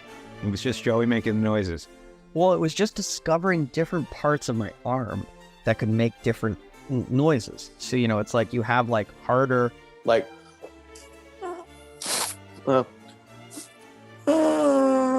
drier stuff, but then you have like this inner part in your arm where it's like thicker and it's like, and that creates like a wetter, thicker fart. So it was basically just like, you know, it was like a symphony. You're just feeling it out in those moments to see where it works best. In a Google Hangout for the summer season, Nick Lang expressed how they didn't have enough money to afford a film crew to be there each night, meaning whatever death happened the night of filming would be whatever one made the YouTube version. Then they had another idea. They'd film all in one night. Then, at the end of the video, the viewer could click on who they wanted to see die and be redirected to that video to watch the finale. That felt the most like having a live studio audience, which I actually wish we would do more. We told the audience, you'll see the show the way it's supposed to be, but then we're going to reset to the beginning of the scene where Joey announces who's dying, and then you're going to see the the father die, and then you're going to see the daughter die, and then you're going to see the son die. So it was a moment for everyone in the cast to kind of shine and have their big finale in that death scene, and so it was really lovely. The Starkid summer season ended in August of 2014, and the troupe uploaded Annie, a parody, to YouTube 3 months later. Initially, Nick Lang sent out this tweet saying, "I think it's one of Starkid's best shows. I hope you like it too." Though most of the comments were supportive, the ones that weren't were pretty ruthless, with many voicing displeasure over the actors not singing and struggling to understand the Star Wars references. With the Starkid fanbase strongly divided and many disappointed by the new direction the group was taking, the impending release of The Trail to Oregon and the future of Team Starkid looked bleak. Annie should have been a hit. It boasted a big cast, stayed true to the Starkid's techno rock sound, and was based on a mainstream title. Instead, it became one of Starkid's lowest viewed videos to date, getting 1.3 million views in 9 years. In January 2015, Nick Lang tweeted, "Just looked at the Annie YouTube comments. Wow, you kids are brutal. Like, my heart is breaking. Wow." And followed it up with a Facebook post declaring he wanted to punch his own eyes until they fell out of his head. Trail to Oregon, however, became a bona fide hit. And as of November 2023, it has 4.5 million views. YouTube is a tricky game. just when you think you figured out what your audience wants, something changes. What makes Trail to Oregon so significant in the journey of Starkid is in its fearless experimentation. Sure, it's kinda based on a computer game, but looking at its DNA, Oregon is the first Starkid show that's 95% original. It's so easy to get stuck in a pattern with video creation, to constantly try replicating what's worked in the past in hopes it'll still work in the future. The bigger a channel gets, the scarier it becomes to experiment. It's much easier to trick yourself into thinking viewers expect the same old, same old. Trail to Oregon proved this isn't always the case. The show did so well that a producer offered to take the show to New York, and to date, it's the only Starkid show that's ever run off-Broadway. The success of Oregon gave Starkid the confidence it needed to embrace the original, and the failure of Annie convinced Nick Lang that the parody musical trend was running out of steam. Starkid has not made a pure parody since. It was cool to finally end that chapter of the Chasing the Oregon Trail musical, because that was defined my 20s for whatever reason. Again, the experience of performing and getting positive feedback is different than writing and getting positive feedback. So, I mean, it was selfishly awesome to run around as a Candyman in Holy Musical Batman, and whereas Trail to Oregon, I think, was much more. It was fun to be a part of this thing that you helped create. But yeah, no, it was cool.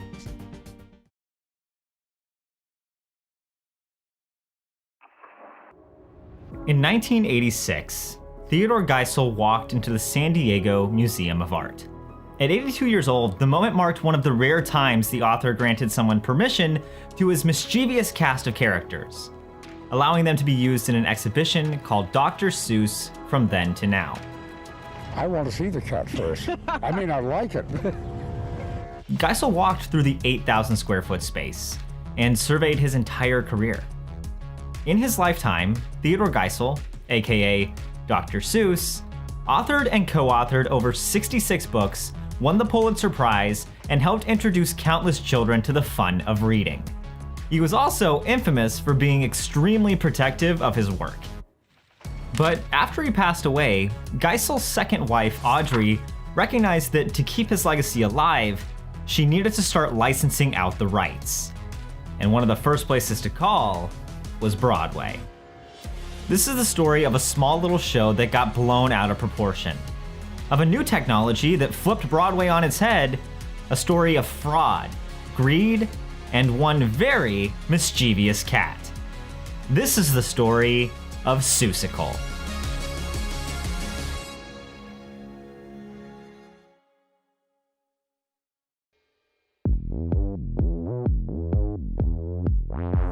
I would rather either stop the work's creation at the workshop stage than putting ourselves through financial and emotional agony. Livent was on top of the world. Forbes revealed that the production company generated 25% of all North American theater revenue and raked in over 60 Tony Award nominations throughout the 1990s. But Livent's founder, Garth Drabinsky, wanted more. A theater mogul, film producer, and the co-founder of the Cineplex Odeon theater chain, Drabinsky believed that one had to spend money in order to make money. And if there was one thing Drabinsky was really good at, it was spending money. In April of 1997, Livent reached a deal with Audrey Geisel to secure the rights to some of Dr. Seuss's most famous stories, all with one goal in mind: to create an entire Seussiverse in a new Broadway musical called Seussical. Around this time, Times Square was transforming from a rundown crime hub into a metropolitan Disneyland, attracting more families than ever before. Serving as further proof to this Disneyfication, Disney itself struck musical gold with The Lion King, a show that tapped into the changing tide and appealed to both kids and adults. Now, Drabinsky? He wanted in on that racket. With his newest musical, Ragtime, inching closer to opening night on Broadway, The mogul invited the show's composers, Stephen Flaherty and Lynn Ahrens, into his office. He wanted them to compose the score for Seussical. It was a big ask. In his lifetime, Dr. Seuss created over 91 unique characters, a fact that left Ahrens and Flaherty equal parts excited and intimidated by the challenge of figuring out how to wrestle all of them into one show. The two spent many ragtime rehearsals trying to figure out what the hell a Dr. Seuss musical would even look like.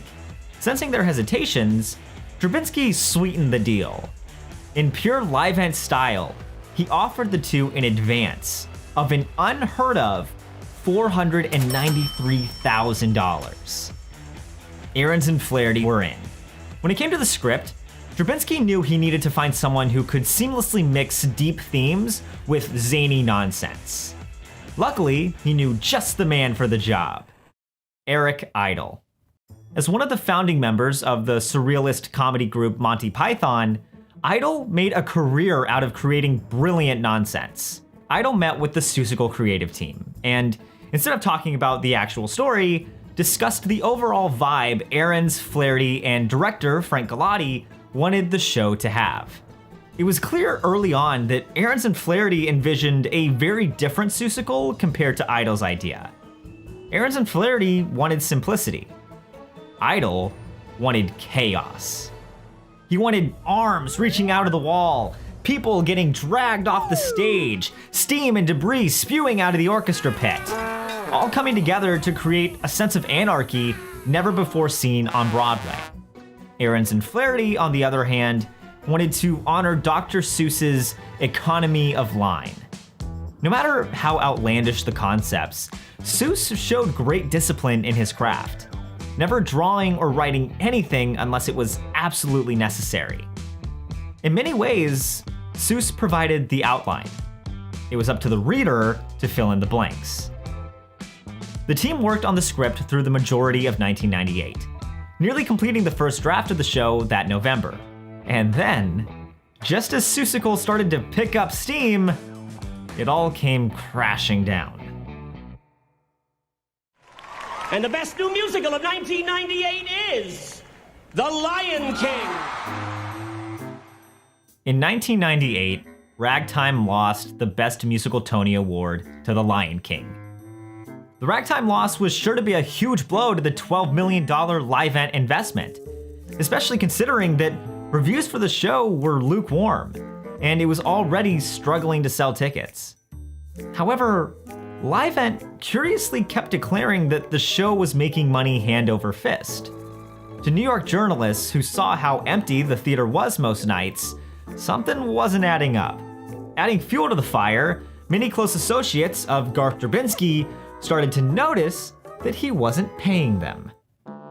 In a shock move, Garth Drabinsky stepped down as Livent's CEO in April 1998, to instead become the vice chairman and chief creative director. 7 months later, Livent filed for Chapter 11 bankruptcy. The company, once said to be making hundreds of millions of dollars in profits, was actually in debt. More than $334 million. That's when it came to light that Drabinsky himself was keeping 2 sets of accounting books. One to show to investors and the Securities and Exchange Commission, and a second book, known only to Drabinsky and his accountants, showing the damning truth. Drabinsky and his business partner, Myron Gottlieb, spent 8 years defrauding their investors to the tune of nearly $500 million. What's worse, an investigation from the Office of the U.S. Attorney for the Southern District of New York discovered that Livent itself purchased $380,000 worth of ragtime tickets in an attempt to cover their tracks and make the show look more profitable than it actually was. That December, police stormed the Livent headquarters and Drabinsky fled to Canada. The first draft of Seussical was nearly finished, and so was Garth Drabinsky.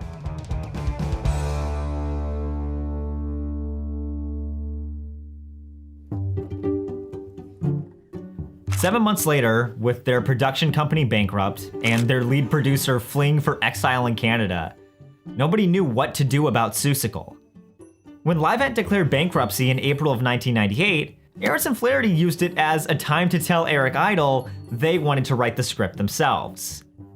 Even though he didn't think it was a good idea, Idle reluctantly agreed to step down. In May of 1999, with nothing left to lose, the interim management at Livent decided to move forward on a 2-week Seussical workshop in New York City. Nothing too fancy, just a couple of people reading the script to get the material up on its feet. Surprisingly, Eric Idle, now detached from the project, agreed to read for The Cat in the Hat. A gaggle of potential investors and industry insiders crammed inside a New York City rehearsal room to sneak a peek at Seussical.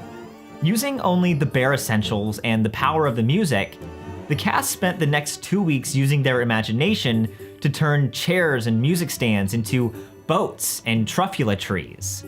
Everyone who saw it left the rehearsal room completely enamored and excited about the promise Seussical held. Many sensed this show was going to be big, even going so far as calling it the next Lion King. Also in the crowd during that reading, Audrey Geisel. She was blown away by the production, later telling the LA Times how amazed she was to see all of her husband's works interwoven in such a manner. 1 month later, a global events production company called SFX Entertainment announced a deal to purchase Livent, declaring to the LA Times that they planned to move away from the financially ailing role of producing original Broadway musicals. Once again, Seussical's fate looked sealed. And yet, SFX loved the idea of the musical, and to everyone's surprise, decided to move forward with it. That summer, investors and potential producers flocked to Seussical's first workshop performance at the University of Toronto. Unlike the casual New York reading in a tiny rehearsal room, the Toronto workshop found the cast up on their feet, performing the whole show in a much more formal setting. A majority of the New York reading cast, with the exception of Eric Idle, reprised their roles. Ahrens and Flaherty cast actress Andrea Martin to take over as the Cat in the Hat. The Toronto performance was extremely low budget. The costumes made up of t-shirts and sweatpants, the set nothing more than a scaffolding and a battered ladder. Keeping the economy of line in mind, the team leaned into their limited resources, turning the simple household objects into a playground of imagination. Eddie Corbich, the actor playing the Onceler, described the experience as magical, with everyone knowing they had something special. The showing inspired the audience to suspend their disbelief and use their mind's eye to transport themselves to the whimsical land of Whoville. They didn't need all the bells and whistles. All they needed was a simple show with beautiful music. As the final curtain fell on the Toronto workshop, a swarm of top Broadway producers went to battle over the show like the Zooks fighting over butter side down toast. Everyone wanted a sweet taste of Seussical. In the end, SFX chose 2 lucky individuals, Barry and Fran Weisler. Not only did the 2 receive mountains of critical and commercial acclaim with their revivals of Fiddler on the Roof, Bye Bye Birdie, and Grease, all of those shows were conveniently co-produced with SFX. With the estimated cost of Seussical sitting at around $8 million, SFX and the Weislers needed another partner with serious money. While Livent won the stage rights to a majority of the Dr. Seuss estate, they didn't get the rights to all of the stories. In September of 1998, Universal Studios paid $5 million for all rights to The Grinch, and got to work on a live-action film version starring Jim Carrey. Miraculously, the Weislers and SFX convinced Universal to partner up with them as a co-producer for the show. For the most part, the Weislers stuck to the business side of things, allowing Ahrens and Flaherty the space they needed to make the lovable and magnetizing workshop production ready for Broadway. Seussical chugged into Boston's Colonial Theater in the summer of 2000 for their first full-scale production. For decades, the theater was a popular spot for Broadway-bound musicals to iron out their kinks before making the jump to New York City. The 200 miles between the two cities provided a safety cushion in a way, away from the judgy critics.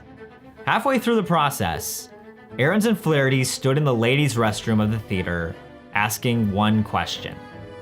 Why, God, why? Seussical went into Boston with sky-high expectations. Their prior readings and workshops generated a huge buzz around just how incredible this show could be.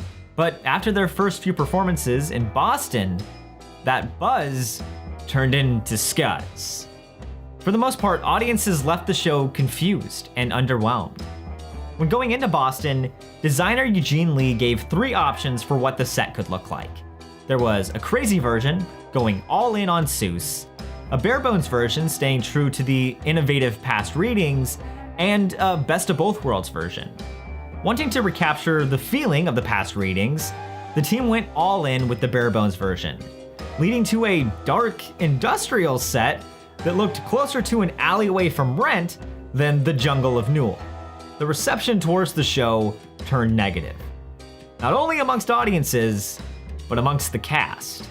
Ayers and Flaherty invited Andrea Martin to reprise her role as the Cat in the Hat, an offer she turned down to be with her family in Los Angeles. To fill her spot, the team cast David Shiner. Prior to Seussical, Shiner made a name for himself and gained countless accolades for his work as a mime. Shiner hadn't spoken on stage since his college days, but was ready to challenge himself. As time went on, the original members, preaching of the magic they'd felt in Toronto and the early New York readings, clashed with the new actors who saw a disaster crashing down around them. Each new review proved more biting than the last, and after a string of lackluster performances, the Boston production was on track to lose close to $1 million. The producers went on red alert. When they signed on, the Weislers opted to focus on the business side of the show and let the artists focus on the creative. That abruptly changed in late August, partway through the Boston run, when they started calling the creative shots. SFX was concerned as well. Practically overnight, a power struggle brewed to the surface among the co-producers, each one stepping over the other in an attempt to save the show. And pretty soon, Redfish Bluefish turned into the Red Wedding. When approaching Seussical, the Weislers made it no secret that they wanted the show to appeal to adults, even going so far as hiring experimental photographer David LaChapelle to capture the characters popping out of sewer holes in New York City. As Barry Weisler put it in an interview with the New York Post, David's photography is dangerous, erotic, and edgy. And that is what the Seussical is. Catherine Zuber's costumes were anything but. Zuber went all in, creating over 200 over-the-top cartoonish designs that directly clashed with the edgy set and marketing images. When she put ears and a tail on Horton, she made clear that it wasn't set in stone, and she was open to making changes. Upon seeing it for the first time, Lynn Ahrens cried in the back of the theater, saying, "Oh no, it's a children's musical." Instead of the characters looking like cartoons, Ahrens and Flaherty wanted them to look like human beings, with regular clothing that conveyed each character's different quirks. Just as Zuber prepared to make the adjustments, the Weislers fired her 2 days into tech rehearsals. Zuber crying in an alleyway didn't exactly boost the morale. Literally the next day, costume designer William Ivy Long was brought in to replace her. Unlike the Weislers, who dove in headfirst to save the sinking ship, the show's director, Frank Galati, detached himself. According to New York Post critic Michael Riedel, producers Barry and Fran Weisler were ready to extend Boston previews of Seussical for an extra week if the show got good enough reviews. Instead, they cut it short, closing 1 week early. Boston might have provided privacy for Richard Rodgers and George Gershwin to perfect their shows in the 30s and 40s, But they didn't have to deal with the internet. In an industry first, the backstage happenings of Seussical beamed directly into the homes of anyone with dial-up and a computer. Leading the charge was a site called All That Chat, a message board of theater enthusiasts who cut into Seussical harder than a Who carving a roast beast. Every damning behind-the-scenes story appeared online instantly. The frequency of updates moved so fast that sometimes All That Chat learned about things before the cast did. For example, producers planned on replacing 15-year-old Andrew Keenan Bolger, who played JoJo the mayor's son, before Broadway, due to his voice changing. Bolger only found out by reading it online. Someone in the cast was leaking updates. No one behind the scenes knew how to stop this digital distressor. At one point, the Weislers gathered the entire cast and crew together, saying, if anyone is unhappy here, there's no hard feelings, just tell us and you can go. They never discovered who the mole was. With the negative internet speculation growing every day, a director no longer in the fight, and only a month until Broadway previews started, the Weislers made a tough decision. They needed a show doctor. Someone with fresh eyes to come in and completely rework the show. And they needed one fast. The producers approached choreographer Kathleen Marshall and asked if her brother, Rob, a well-known choreographer turned director, would be willing to take a look at the show. Rob Marshall agreed to come on board, and the Weislers told current director Frank Galati they didn't want him around anymore. After 2 years of work on Seussical, Galati hopped on a plane, flew home to his family in Chicago, and never came back. Understandably frustrated over the firing of Galati, and realizing that his set design was a scapegoat for the show's failure in Boston, Eugene Lee finally reached his breaking point and walked off the production soon after.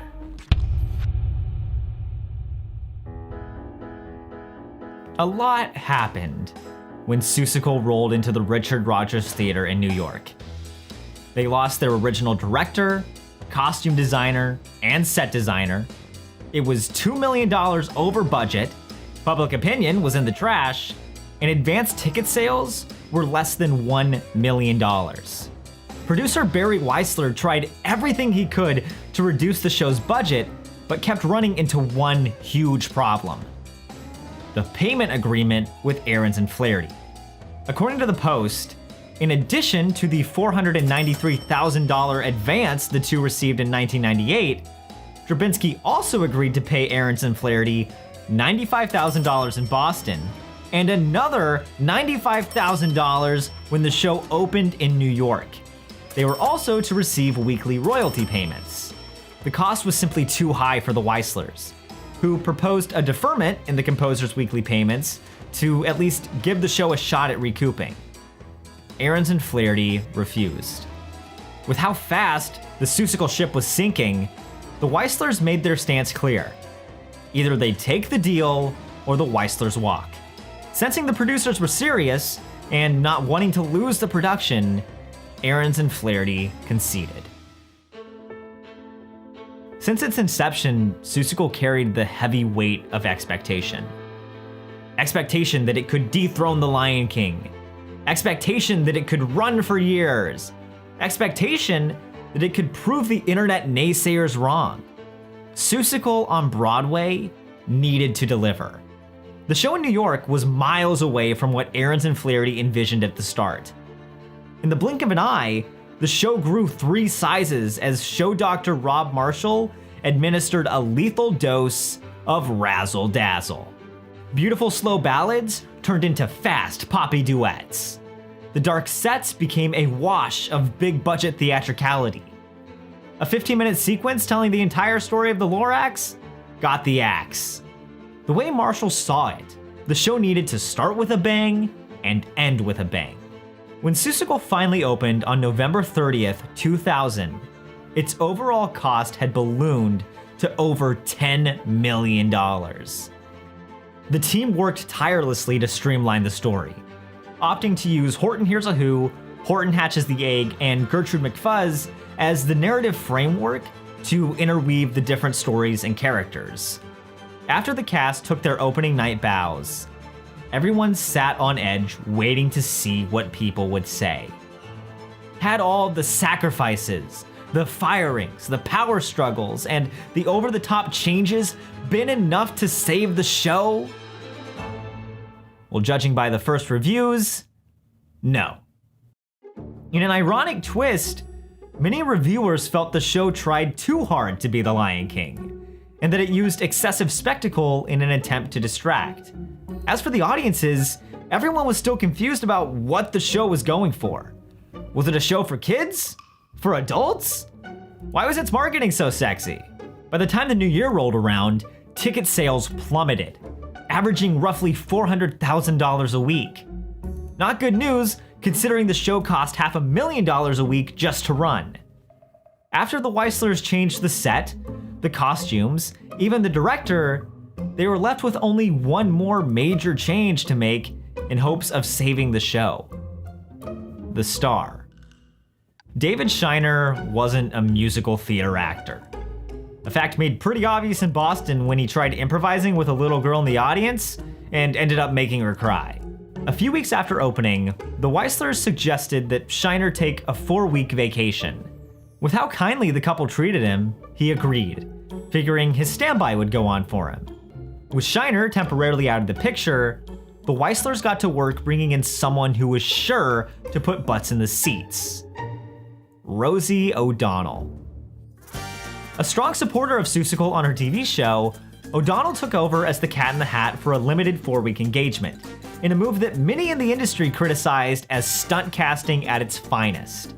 The announcement alone caused ticket sales to jump to $551,000.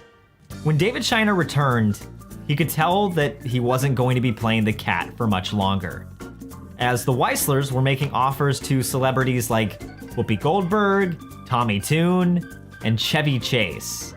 The Rosie O'Donnell era proved a new precedent. The only way to keep Seussical alive was through celebrity stunt casting. Eventually, Shiner decided enough was enough, and he left the production. What followed was a conveyor belt of different celebrities. Olympic gymnast Kathy Rigby stepped in as the cat, and teen pop sensation Aaron Carter took over as JoJo. Every actor was on guard, knowing that at any moment, their role could be taken away by someone with a bigger name. The stunt casting proved successful at first, but a new larger-than-life musical based on the Mel Brooks comedy The Producers opened. And within no time, Seussical was lost in its shadow. Any chance of a Tony Award looked slim, and the show was hemorrhaging money. There wasn't anything more to be done. The Weislers accepted defeat and closed Seussical on May 20th, 2001. The show lost a total of $11 million. One of the most iconic moments in Horton Hears a Who is when Horton loses the Dustbeck, holding Whoville in a field full of clovers. Though the odds are overwhelmingly against him, he does something remarkable and picks through each individual clover, finally finding it on the 3 millionth try. In many ways, Ahrens and Flaherty lost their own little Dustbeck in Boston, and especially on Broadway, buried under tons of glitz and glamour. Much like Horton, Ahrens and Flaherty weren't going to stop looking until they found it again. 1 year after the show failed on Broadway, Ahrens and Flaherty enlisted a new team of producers and a new director to bring Seussical back to its rootsicle. The story shifted from being told through the eyes of Horton to the eyes of JoJo, a character who changed from being the son of the mayor of Whoville into just an anonymous child. Abandoning Rob Marshall's start with a bang, end with a bang approach, the team cut the huge opening number, opting instead to open with JoJo getting pulled into the world of Dr. Seuss by the Cat in the Hat. This inevitably led to the main conflict of the show, with the cat leading JoJo through a multitude of different Dr. Seuss stories and sabotaging him anytime he tried to solve a problem. The story then culminated in pure Seussian style as JoJo came to recognize that chaos in the world was inevitable, but that there was a certain beauty in that. The tour version of Seussical took to the road in 2002. Kathy Rigby experienced a gratifying moment during a stop in San Diego. As she recalled in an interview with the Baltimore Sun, Audrey Geisel, the widow of Dr. Seuss, came on stage for the curtain call. She said, "Whatever was missing in New York, you found it." The dark, edgy, and erotic Seussical was no more, leading schools, stock, and amateur theater companies to embrace the new version. A version that now embraced a bright, lighthearted nature and gave the audience just enough to let them fill in the blanks. Remarkably, in 2007, Seussical returned to the same city that chewed it up and spit it back out again when it re-premiered off-Broadway. This time around, however, the critics were much more forgiving, praising the new one-act, 90-minute production for its ability to cut down on the spectacle, but still retain the sweet songs from Broadway. It is currently one of the most staged shows in America. So why did Seussical fail on Broadway but succeed everywhere else? You can blame it on the behind-the-scenes politics, muddling the creative vision, or the internet robbing the production of its privacy, or even the lofty expectations that crushed the show. But the answer, really, is collaboration. Musicals by nature are massive machines, gluppity-glupping along with the hopes of creating something wonderful. That being said, all the moving parts need to work in unison, a goal that becomes harder to achieve when there are 10,000 parts moving in 10,000 different directions. When Seussical started to fall apart, everybody had a different vision for what they thought they needed to do to save the show. And even worse, they all thought they were right. SFX figured it would be best to turn it into a mega musical. Rob Marshall figured it would be best to drench it in glitz and glamour. And the Weislers figured it would be best to fire everyone and bring in a bunch of celebrities. But through it all, everybody lost sight of what made the musical work at the start. Less was more. All it took to be transported was teamwork and not being afraid to let the audience have a good think.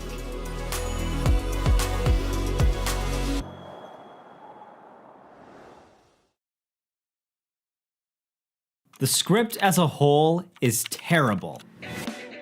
This sentence is from a roughly 20-page email author Rick Riordan sent to the producers of the Lightning Thief movie. Riordan's 2005 novel about a kid named Percy Jackson discovering he's the son of Poseidon hit a chord with middle schoolers, and it became an overnight sensation. The 2010 movie, not so much. For months, Riordan warned producers that the changes to the source material were absurd and destined to leave fans and regular moviegoers disappointed. But the producers didn't listen. And upon the movie's release, his prophecy was fulfilled. 2 years later, a small nonprofit theater company called TheaterWorks USA felt it was time to give Percy Jackson the live-action adaptation he deserved. Only not as a movie. They wanted to turn it into a one-act play for school cafetoriums. This is the story of a small show's big quest, of the battle between tradition and innovation, and of how long one can tempt fate before paying the ultimate price. This is the story of The Lightning Thief.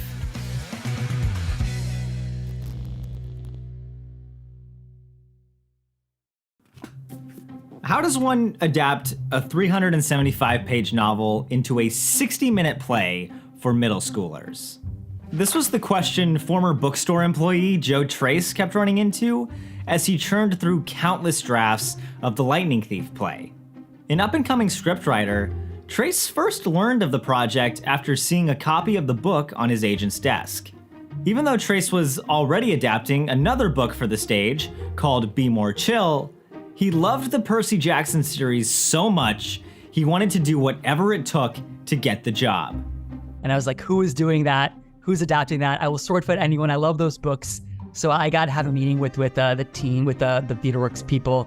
Since the 1990s, nonprofit theater company TheaterWorks USA made a name for itself by producing low-budget stagings of popular children's books and touring them around the country. Staying true to the company's mission of introducing young audiences to the magic of theater, TheaterWorks staged shows everywhere, from beautiful community centers to school libraries. After creating successful adaptations of books like Junie B. Jones, Curious George, and a bilingual retelling of The Wizard of Oz called The Yellow Brick Road, TheaterWorks artistic director Barbara Pasternak spent the better part of 4 years trying to secure the rights to The Lightning Thief. But she kept running into the same problem. Riordan's literary agents would give her the rights to everything except that first book. As luck would have it, one of those literary agents named Marietta Zacher found her way to the TheaterWorks production of The Yellow Brick Road. The heart and representation of the piece left Zacher deeply moved. So moved that she immediately became a huge advocate for Pasternak, and miraculously helped TheaterWorks secure the rights for a limited educational run of The Lightning Thief. Following initial talks in October of 2012, TheaterWorks gave Joe Trace 2 months to write a couple sample scenes to prove he could write the play. For his first scene, Trace chose a moment he felt served as the emotional centerpiece to the larger-than-life story. A moment when Percy and his mom sit around a fire and talk about his long-lost father. You know, I've always been drawn to stories where young people are finding their power and voice in a world that's not built for them. And these books have that as their core principle. The idea that like Greek gods have children in the modern day. And so the idea that like these characters would look at their parents' history and say like, okay, that's one way of running the world. Let's take our turn and let's step in the spotlight and see if we can make a better world. Trace got the job. After submitting his first completed draft to TheaterWorks that spring, a visibly nervous and sweating Trace walked up to a table in a New York City restaurant and shook hands with Rick Riordan. At the dinner, Riordan told Trace he wouldn't be involved in the actual show. As he later detailed in a blog post, he got weirded out seeing or hearing adaptations of his work. Riordan didn't exactly plan on becoming a best-selling YA author. The Lightning Thief originally started as a couple of fun bedtime stories for his son. His 9-year-old kept running into trouble with reading and focusing in the classroom, something later attributed to dyslexia and ADHD. But he loved listening to his father tell Greek myths. One night, Riordan came up with a myth of his own: Percy Jackson's quest to find Zeus's stolen lightning bolt and stop war from breaking out on the summer solstice. To empower his son, Riordan gave Percy dyslexia and ADHD. Percy's dyslexia was actually his instinct to read ancient Greek, and his ADHD was his sharpened battle sense. Once Riordan finished telling the story, his son told him to turn it into a book. Sitting at the dinner table years later, Trace sensed a rightful skepticism from the author. After all, his hatred for what the movie did to his life's work was no secret. Regardless, Riordan gave the play his blessing. And then, like Poseidon himself, he disappeared into the night. After reading through the first draft, Barbara Pasternak and Joe Trace made a realization. The Lightning Thief wouldn't actually work as a play. Trace miraculously managed to cram the entire plot into a 60-minute show, but the script was far too overwhelming. So much happened at such a fast pace that there wasn't any time to actually process or react to a moment before being ushered into the next. In a matter of minutes, Percy went from the beach with his mom, to getting chased by a minotaur, to losing his mom, to immediately touring Camp Half-Blood with no time to register the fact that he just lost his mom forever. They needed a way to move through the same number of plot points, but in a less overwhelming way. That's when they realized The Lightning Thief needed to be a musical. Wanting a rock-influenced score, Barbara Pasternak decided to reach out to Joe Trace's Be More Chill collaborator, Joe Iconis. A rock composer with his fair share of angst, Iconis previously wrote a TheaterWorks show called We the People, a hard rock musical that took students through the 3 branches of the US government.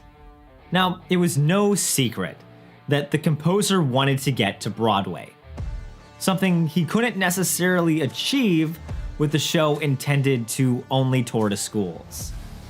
Seeing the bigger potential for a Broadway run, Iconis chose to double down on Be More Chill. TheaterWorks needed to find someone else.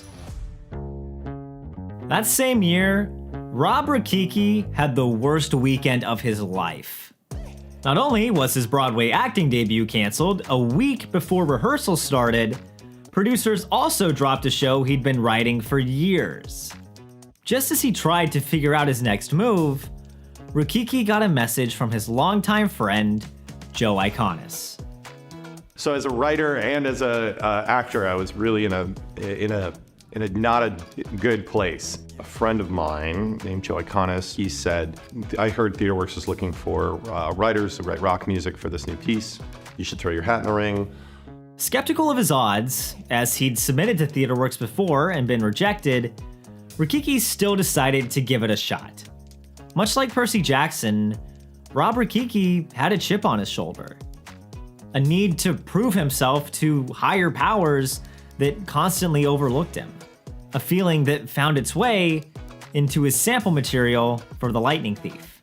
Instead of choosing one of the high-octane sequences of the script, Rakicki instead chose to write a slower song called Strong for the scene where Percy and his mom sit around a fire and talk about his long-lost father. I found out later that it was one of the first scenes that Joe had adapted. It kind of felt like we both immediately saw that same scene as the emotional centerpiece of the show. I think they asked for 3, and I made 4 because I got excited.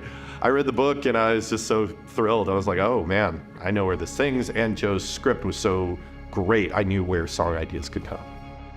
Rakicki got the job. TheaterWorks put together a long list of possible directors to helm the show. But to Joe Trace, there was no better choice than Stephen Brackett. Trace met Brackett years earlier at another theater called Ars Nova, and knew he possessed the edgy, avant-garde feel that TheaterWorks wanted for The Lightning Thief. Due to a busy schedule, Brackett entered the interview with nothing except his ability to vamp. Something that left the TheaterWorks team with far too many questions to offer him the job. You know, like they were like not joking around for TheaterWorks. But I think, you know, like Barbara rightly knew that it was a big property, you know, like, and she knew the potential. So I think that they just kind of wanted to make sure that they were finding the right people to do it. But confident that Brackett was the right choice, Trace convinced the team to see him one more time. Brackett returned with a crystal clear vision for what the musical should look like. I talked about the kind of danger that exists within the show and really wanted to capitalize on really kind of low budget effects of magic, right? It's a lot of imagery that focused on the kind of reality of the kids that in the way that I saw them, kind of warts and all. And it just gave us a way to kind of talk about the show. After hearing this pitch, TheaterWorks offered him the job. With the big 3 secured, the trio finally started their killer quest to turn Percy Jackson into a musical.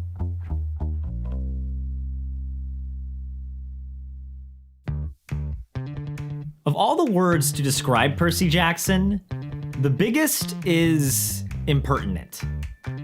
He shows a lack of respect for tradition and the way things have always been done. Impertinent could also be used to describe the 2014 TheaterWorks staging of The Lightning Thief. A huge part of what differentiates Percy Jackson from other YA heroes like Harry Potter is that the stories never take themselves too seriously. Also, Percy Jackson wasn't written by a TERF.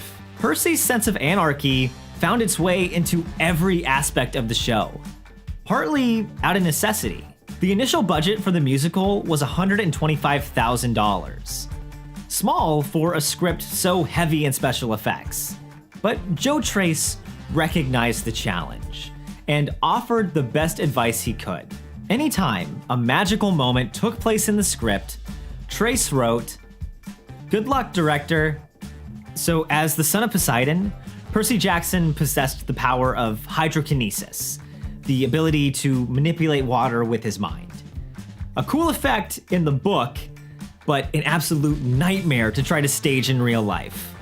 The team tried everything from blue billowing silk to fire extinguishers. None of them worked. But then, the show's scenic designer, Lee Savage, found the answer by consulting the almighty oracle of YouTube. What if they took a couple of leaf blowers and rigged toilet paper rolls on the end of them?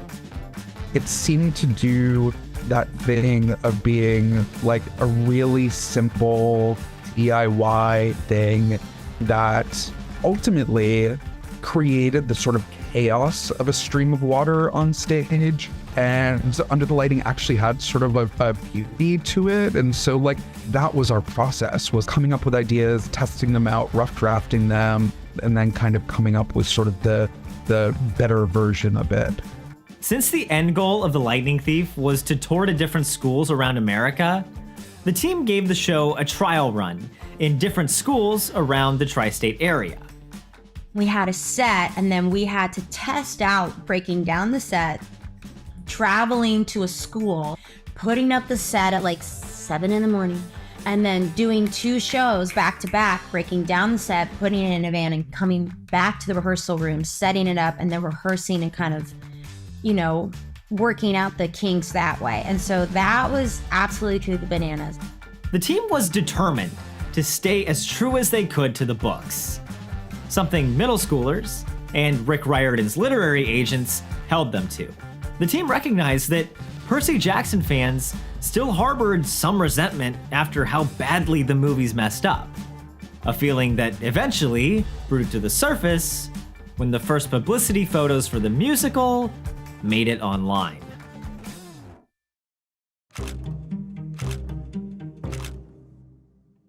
They already tried it once. Why are we making a musical again? Look, I get it. You want music and you want it to be on freaking Broadway. Okay, I get it. You want money, but stop. You need to stop. They went on the internet. I remember just like my heart sinking when I saw fans being like, okay, they screwed up this books with the movies. Now we got to put up with a musical. And of course there was this huge feeling that not only, obviously, again, fans were burned by the movies, but there's also that sense of like, what made anyone think the world needed the Percy Jackson musical? In the myth of Atlas, the Titan god is forced to hold the weight of the world on his shoulders for all of eternity. The expectations hanging over the Lightning Thief musical felt just as heavy. On July 21st, 2014, a crowd of 300 people made their way into the Lucille Lortel Theater for the first performance of TheaterWorks' month-long summer theater program. Once the curtain dropped and the cast took their bows, the crowd started cheering. The team pulled it off. Audiences left with smiles on their faces, merch consistently sold out. Even the once skeptical Percy Jackson fans took to the internet admitting they enjoyed the show. In her review for the New York Post, critic Elizabeth Vincentelli praised the catchiness of Rob Rakiki's tunes, but also noted the show moves at such a breakneck pace, it struggles to make an impression. Following the month-long run at the Lortel, TheaterWorks packed up the show and sent it out to schools and community centers across the country. But yeah, it went and toured all over. We called it the Minotaur. And just like that, the Lightning Thief quest was over. Rob Rukicki returned to performing at cabarets, Joe Tracz turned his focus back to writing Be More Chill, and director Stephen Brackett came with him after the Lightning Thief impressed Joe Iconis so much that he offered Brackett a job. Around the same time Be More Chill prepared for its first regional production next to the woods somewhere in New Jersey in 2015, TheaterWorks made a stunning revelation. The Lightning Thief was one of the biggest touring hits in TheaterWorks history. From their $125,000 investment, the show grossed nearly $1.5 million. What's more, it was nominated for an Off-Broadway Best Musical Award alongside Hamilton at the Public. Sensing they captured lightning in a bottle, TheaterWorks USA and Rick Riordan's literary agents decided to try something bold.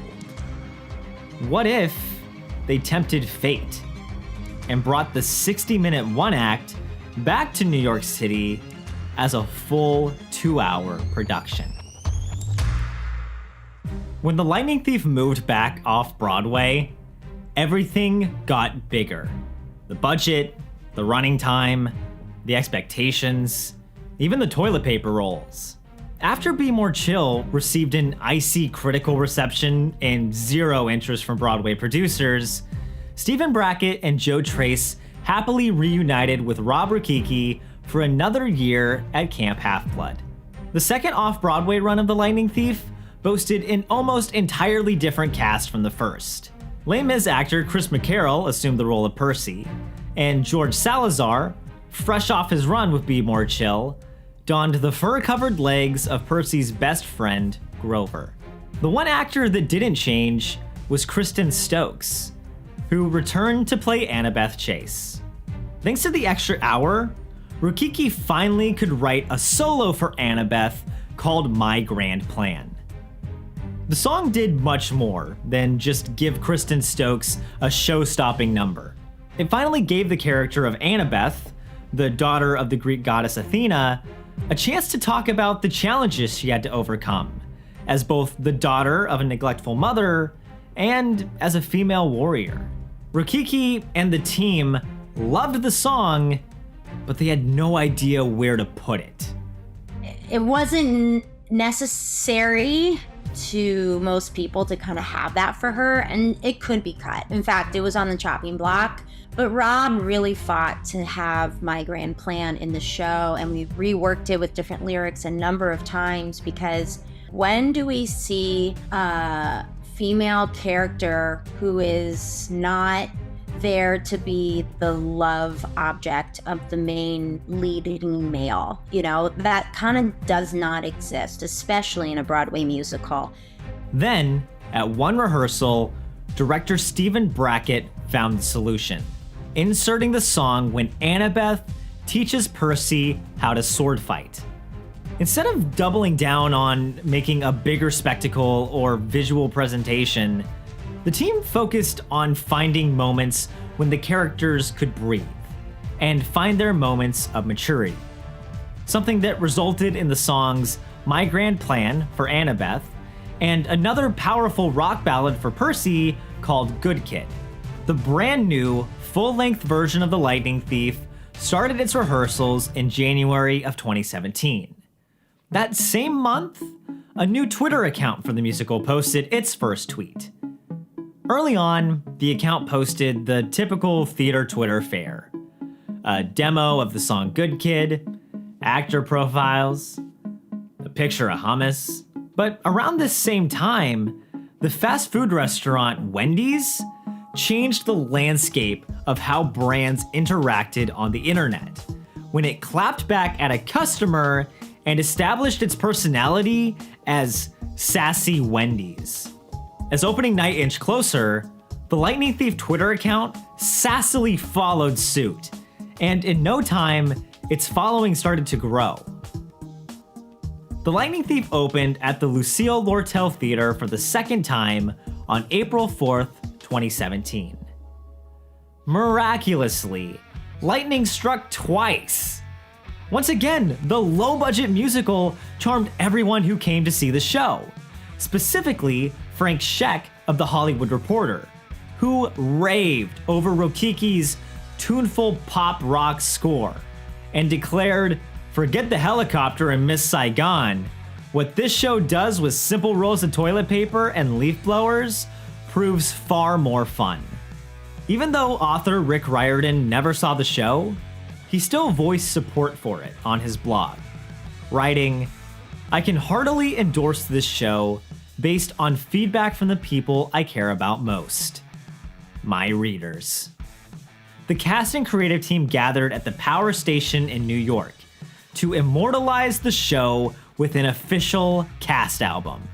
Everyone was like beaming, like just beaming. We were kicking ourselves. It was so thrilling. We were just like exhausted, but on such a high, because we were actually doing it. And think about all the kids that are gonna get to hear this. That really was the thing that was like, and then I might have gone back afterwards and did some overdubbing and stuff that no one knows about, but I laid down some more guitars and stuff. So I might be actually playing on the album, but maybe not. But I am. And then, just as fast as it started, the show's off-Broadway closing night arrived. After the final performance, a crowd of people decked out in Camp Half-Blood t-shirts took to the street and chanted, "Bring Percy Jackson back! Bring Percy Jackson back! Bring Percy Jackson back! Yeah!" The cast album had the highest pre-sale in Broadway Records history, shot to #1 on the iTunes charts, and the show was even nominated for 3 Drama Desk Awards alongside Hadestown, coincidentally another off-Broadway musical based on Greek mythology. The Lightning Thief was a level of success never before experienced by TheaterWorks. How could they possibly stop the quest now? After exploring different options to move the show somewhere else off-Broadway, producers Carl D. White and Martian Entertainment pitched Barbara Pasternak a somewhat unconventional idea. What if they went on tour again? Only this time, instead of playing in school cafetoriums, they'd conquer some of the biggest theaters in America. And where better to start this new killer quest than Fayetteville, Arkansas? The show that once fit inside a van now pulled up to the Walton Arts Center with 2 semi-trucks. Chris McCarroll and Kristen Stokes returned as Percy and Annabeth. However, noticeably absent was George Salazar as Grover. Despite Be More Chill receiving an unremarkable response in New Jersey, a growing number of teens discovered the cast album on Spotify, Instagram, and Tumblr. Practically overnight, Be More Chill surged in popularity. So much so that it convinced Joe Iconis and Joe Trace to restage the musical off-Broadway in 2018, with George Salazar once again stepping into the role of Michael. They sold out their entire month-long run before opening night. Impressed by Be More Chill's financial performance and the enthusiasm of its younger fans, Robert Winkle, the president of the Schubert Organization, placed a bold bet on their social media popularity and offered them a theater on Broadway. The Lightning Thief team placed a bet of their own on social media by hiring their off-Broadway social media manager, known only to fans as Mix Thief, to continue running the account for their tour. Mix Thief and the Lightning Thief show account connected with audiences in a way rarely seen on theater Twitter. They were sassy, they were mysterious, they were sarcastic, they were caring, and they posted so many memes. Like Dionysus emerging fully formed from the thigh of Zeus, an entire online community spawned from the show. Tumblr communities dedicated to the musical came to life. And so did Twitter accounts like Help the Half-Bloods, which helped other fans get tickets to see the show. For 7 months, the Lightning Thief musical zigged and zagged across America, playing to wild, sold-out houses. Since its first show in a school auditorium, the musical exceeded all possible expectations. They ran 2 sold-out off-Broadway shows, released a highly successful cast album, won the hearts of audiences and critics nationwide. They even performed on the Philly Thanksgiving Day Parade. Flying as high as Icarus, what was left for them to do? That's when Chris McCarroll and Kristen Stokes got a secret phone call from producer Carl White. They couldn't tell anybody yet, but The Lightning Thief was going to Broadway.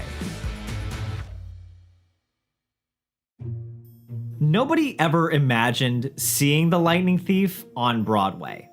Despite its success as a testing ground for countless Broadway stars, TheaterWorks USA itself had never actually staged a show on Broadway. The school route was always enough for them. But the cast and creative team always dreamed of what a Broadway version of The Lightning Thief would look like. Fancy projections, high-end special effects, maybe even a bigger set. But sadly, any dreams of the bigger Broadway-fied version would stay just that. The musical The Prom planned to move out of the Longacre Theater on Broadway early, leaving a 4-month gap until the theater's next royal resident, Diana the Musical, moved in that January. To fill the gap, the Schuberts offered a limited 16-week run to The Lightning Thief. While the cast and creative team were thrilled, many in the industry were wary of the musical's prospects on Broadway, especially considering what just happened to Be More Chill. Listen, today, it's the end of our run, but this feels like the beginning of a revolution. So thanks for making it happen. Though beloved off-Broadway, the moment Be More Chill moved to Broadway, it was ravaged by the New York Times, ignored by the Tony Committee, and announced its closing after just 3 months. But to composer Rob Rakicki, seeing The Lightning Thief on Broadway was too important. Well, there was a lot of things at stake and a lot of folks that were concerned that we shouldn't take it to Broadway because we're this beloved show that has got great reviews and we're doing well, and the theater community here, the New York critics in particular, will not embrace this show. And after seeing kind of what had happened with Be More Chill and a bunch of other shows, I was like, yeah, they're not gonna like this show. But like kids of every age, of every race, of every gender, were like loving this thing because it means a lot to them. These book series mean a lot to them. We were tapping into something really exciting, and I was like, this is important. We need to do it. We need to do it, even if it fails spectacularly. You know what I mean? In chapter 11 of the Lightning Thief novel, Annabeth Chase says, "At camp, you train and train, but the real world is where the monsters are. That's where you learn whether you're any good or not." On October 16th, 2019, the Lightning Thief traded in the safe walls of Camp Half-Blood for the steep steps of Mount Olympus. And the gods weren't exactly thrilled to see them. Due to the limited time and budget, the show moved the minimal tour set into the Longacre, and were told to treat Broadway as the final stop on their tour. But what many across the country once viewed as charming and quirky was suddenly viewed as a ripoff on Broadway. Hollywood Reporter critic Frank Scheck, who originally raved about the inventiveness of the off-Broadway show, now called it a tacky bargain basement production. Likewise, Elizabeth Vincentelli, who praised Rakicki's catchy tunes off-Broadway, now dismissed them in her New Yorker review as largely unmemorable. For the first time, the tide began to turn drastically against the Lightning Thief. And that's when it happened. Rising like a hellhound from the underworld, the New York Times review appeared. Critic Jesse Green tore into the show like a chimera in the St. Louis Arch, ripping into its cheap set design, cheesy effects, and stating that the show had all the charm of a tension headache. In his final blow to the show, Green declared, "Not only are shows like The Lightning Thief often about whiny teenagers, they seem to be written by them as well." After reading this, producers encouraged Mix Thief to clap back at the Times online. On October 17th, 2019, Mix Thief took to Twitter and posted this message. "Probably the funniest part of the bad reviews we got is all the hand-wringing over too many whiny teens. You know, considering that cis-het middle-aged white men having crises over their adult life choices is the bread and butter of the serious American theater canon." Many knew Mix Thief was bold, but this tweet took it to a new level. It broke the unspoken rule of never acknowledging the critics. The response to the tweet was divisive. Many cheered on the account for attempting to humble the infamously fickle critic, while others found it extremely unprofessional. But regardless, more people were talking about the Lightning Thief musical than ever before. Unfortunately, that engagement didn't exactly translate into ticket sales. At the time, the average ticket prices for Broadway shows like Hamilton and Moulin Rouge were $275 and $209 respectively. The Lightning Thief's was $51. TheaterWorks' noble attempt to make theater accessible wasn't paying off. After being passed over to perform on the Macy's Thanksgiving Day Parade by shows like Beetlejuice, Mean Girls, and Hadestown, many were unsure of how the Lightning Thief could remain open. The show fought and clawed to survive, until something remarkable happened. The winter solstice. In an instant, the New York holiday tourism hit and brought with it a horde of Percy Jackson fans. Whether they were people who listened to the cast album, followed the show on socials, saw it on tour, or just loved Percy Jackson in general, in a single week, the Lightning Thief's attendance shot up from 69% to 93%. The last day for the Lightning Thief's 16-week run arrived on January 5th, 2020. It was an emotional moment for the entire team, but especially for Kristen Stokes, who stuck with the show since the beginning. Last stage door, here we go!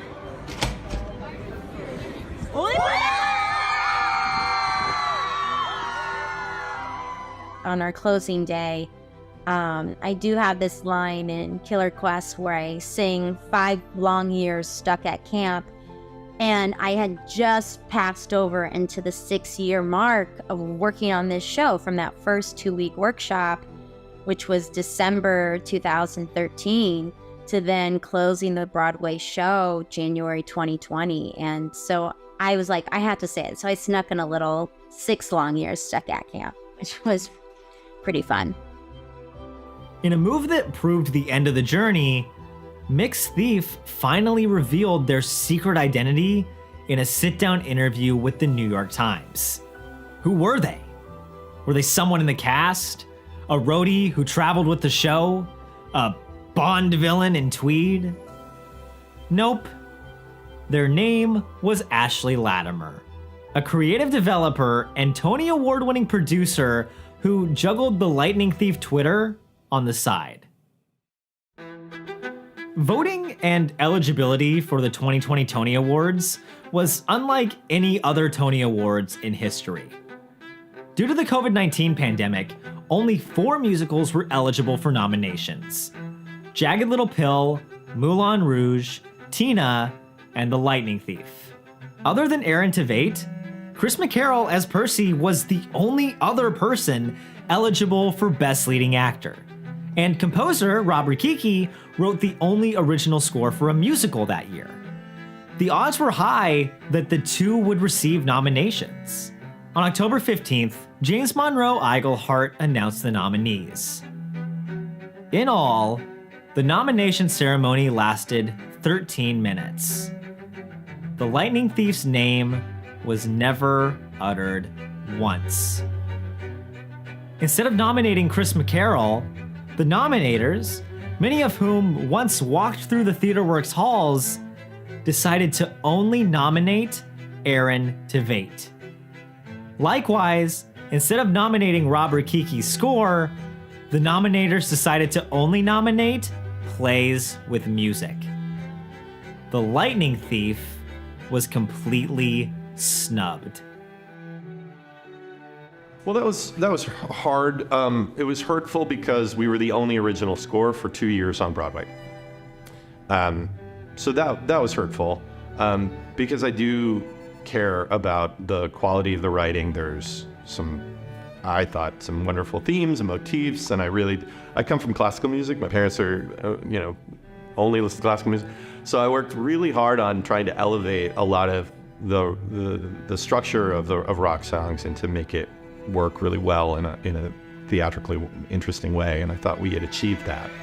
It felt like at that time, it was just a big sign of like the kind of big industry saying, we really didn't want you here, right? And to some extent, we had experienced that with Be More Chill as well, right? Like Joe got his nomination, thank God, right? But I think that there were like a couple of other people that were sort of overlooked in that. And so like, it was intense to kind of have those two sort of kind of back to back. With no nominations, no Tony's performance, and a postponed national tour, the Lightning Thief quest officially came to an end.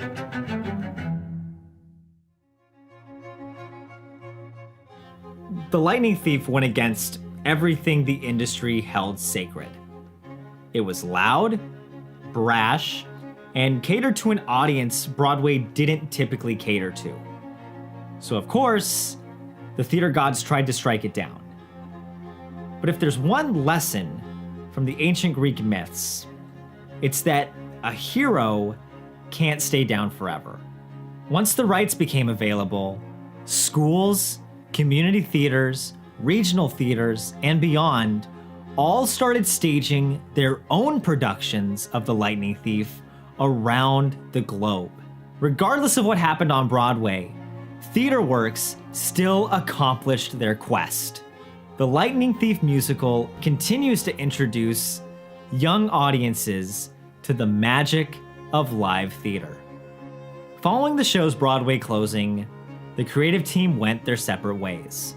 After acquiring the rights from Fox, Disney announced plans to turn the Percy Jackson stories into a TV series, this time with Rick Riordan serving as executive producer. Riordan, despite never seeing the musical, hired Joe Trace to join the scriptwriting team. In 2022, another off-Broadway show directed by Stephen Brackett made the jump to Broadway, leading to his first Tony Award nomination for Strange Loop.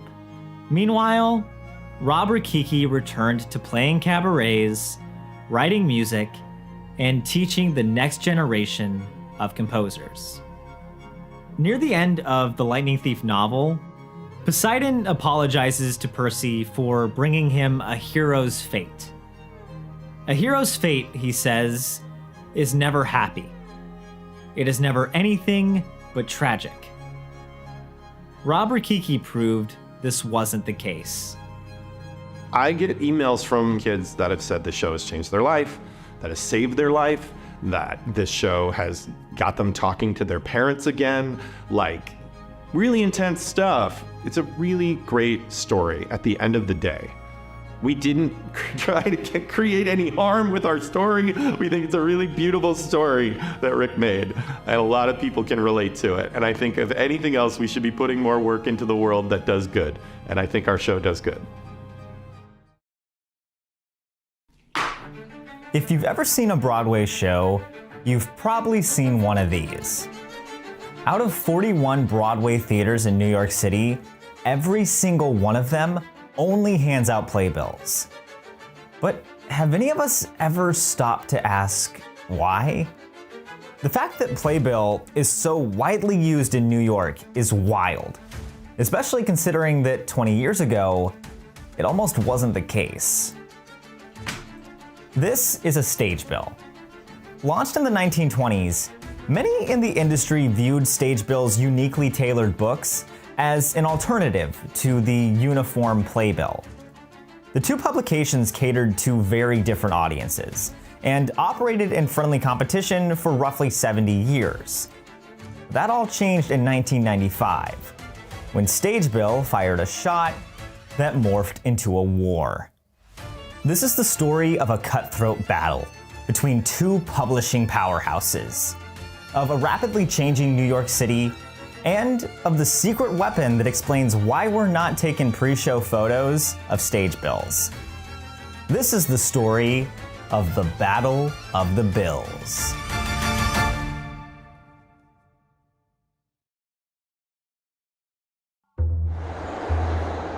Where do playbills come from? Much like packaged hot dogs or cookie sample trays at Panera, playbills just kinda show up. But before these little magazines find their way into the hands of excited Broadway fans, their journey starts here, next to a deli in Queens. Now this is the Playbill printing plant. On average, this single factory prints about 1 million playbills a month. Meanwhile, 5 miles and 1 river away, a team of writers and editors works around the clock to fill these pages with articles on all things Broadway. But Playbill wasn't always the empire that they are today. All right, I found this on eBay, and I'm extremely nervous to handle it.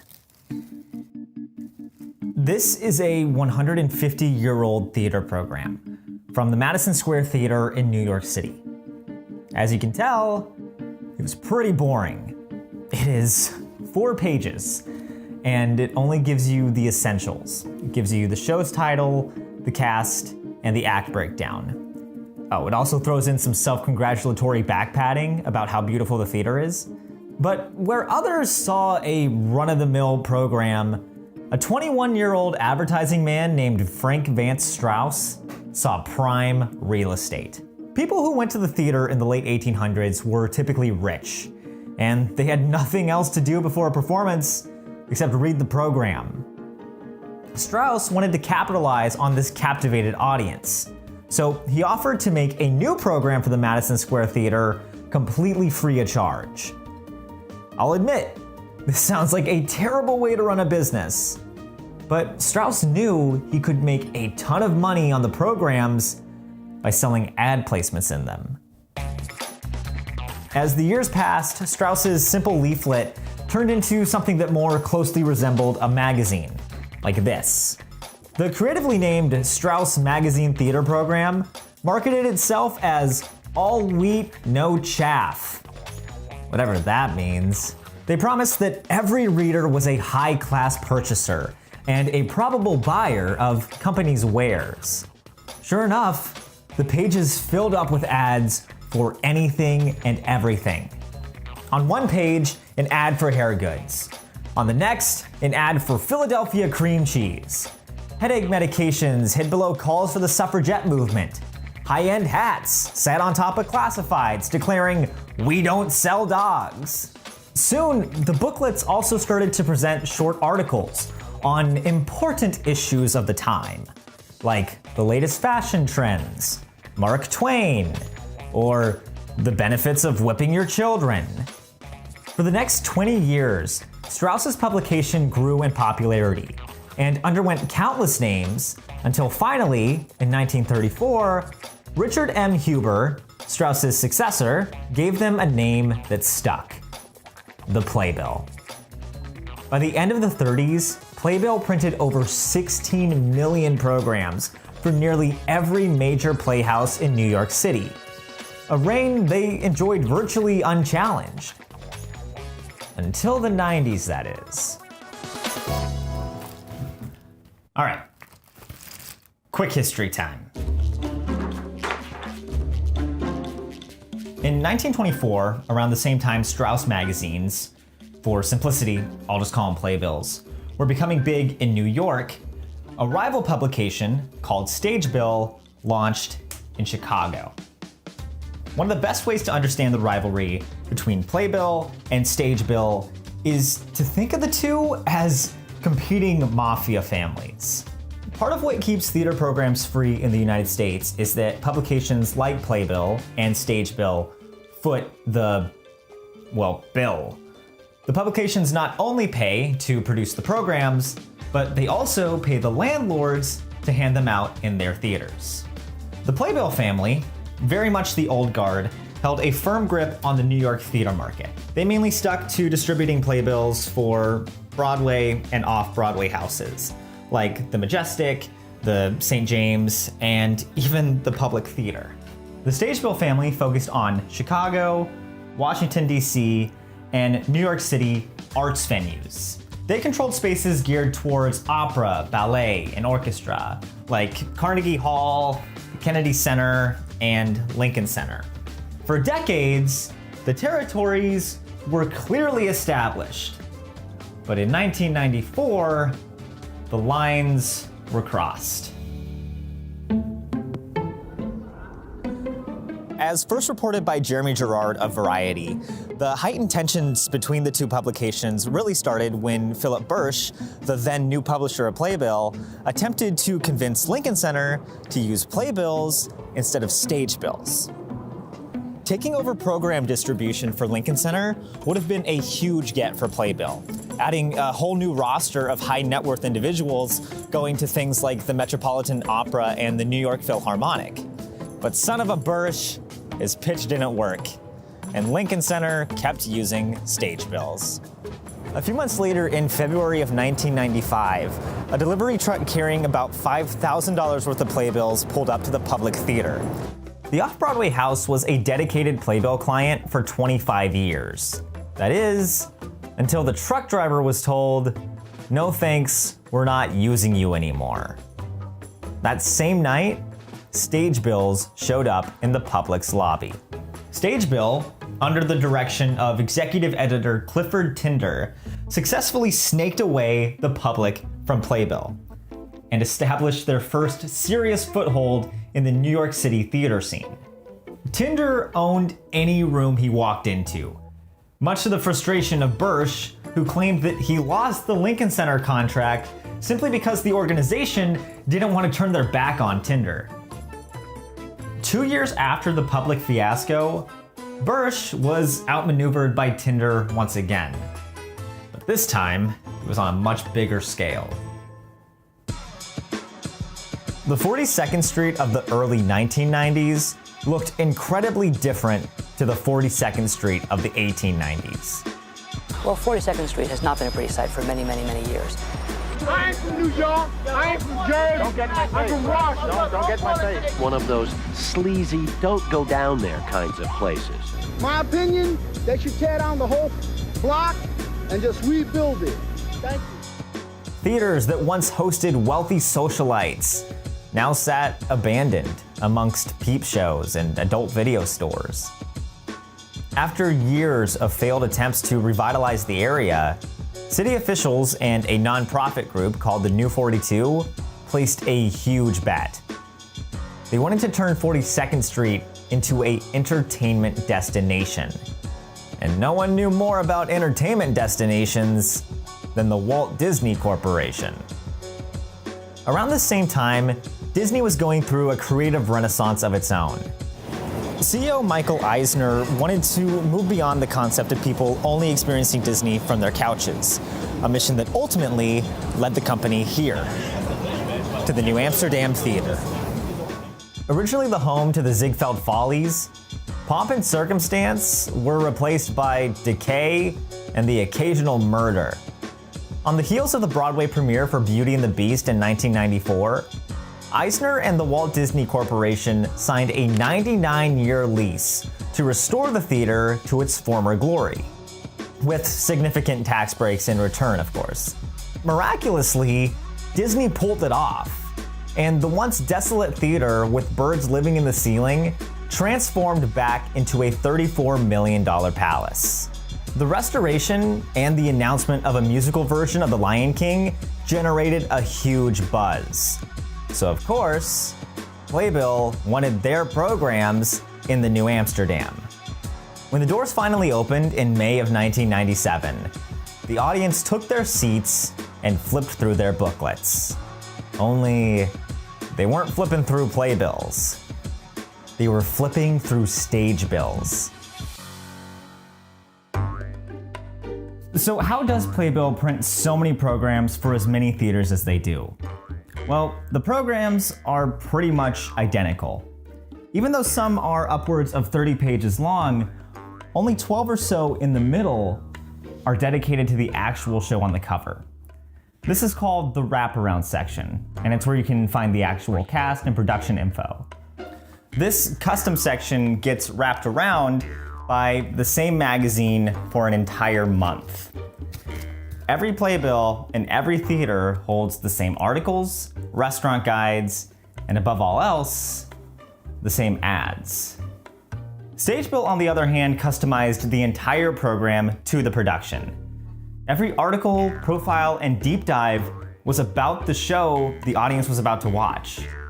Stagebill offered an attractive prospect for Disney, and that prospect was made even more attractive when Stagebill let Disney choose which ads they wanted to include. I promise I'm not hoarding these. I'm just getting ready for next year's Kickstarter. What do these three playbills have in common? Okay, it's kind of a trick question.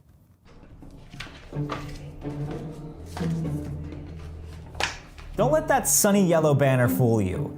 Playbills include their fair share of vice. Cigarette ads, luxury alcohols, and even nightclubs dominated the pages of these programs. Surprisingly, Disney wasn't comfortable with the idea of their family-friendly images running alongside ads for charcoal filtration cigarettes. This came at a time when Disney implemented a policy prohibiting the promotion of liquor and tobacco on its properties. This included Disneyland, Disney World, and especially the New Amsterdam Theater. Disney had little say over this policy with Beauty and the Beast, since it opened in a theater owned by the Nederlander organization. But as the sole owner of the New Am, Disney called the shots. Wanting more control over the program's content, Disney went with Stagebill. The decision was unprecedented. It was Stagebill's first time providing programs for a Broadway theater, and Playbill didn't take kindly to it. Before the ink even dried on the Disney contract, Stagebill set their sights across the street towards theater impresario and future con man Garth Drabinsky's brand new Ford Center Theater. Competing directly with Disney's New Am, Drabinsky's company Livent put $22 million into the Ford Center Theater's rapid construction and was about to stage its first musical, Ragtime. And Stagebill wanted in there too. Playbill didn't want to admit it, but Stagebill was becoming a serious problem. Stagebill had already captured the public and the New Am. If they won the Ford Center, there was no telling how much further their reach would grow. Playbill was losing land, and they needed to fight back.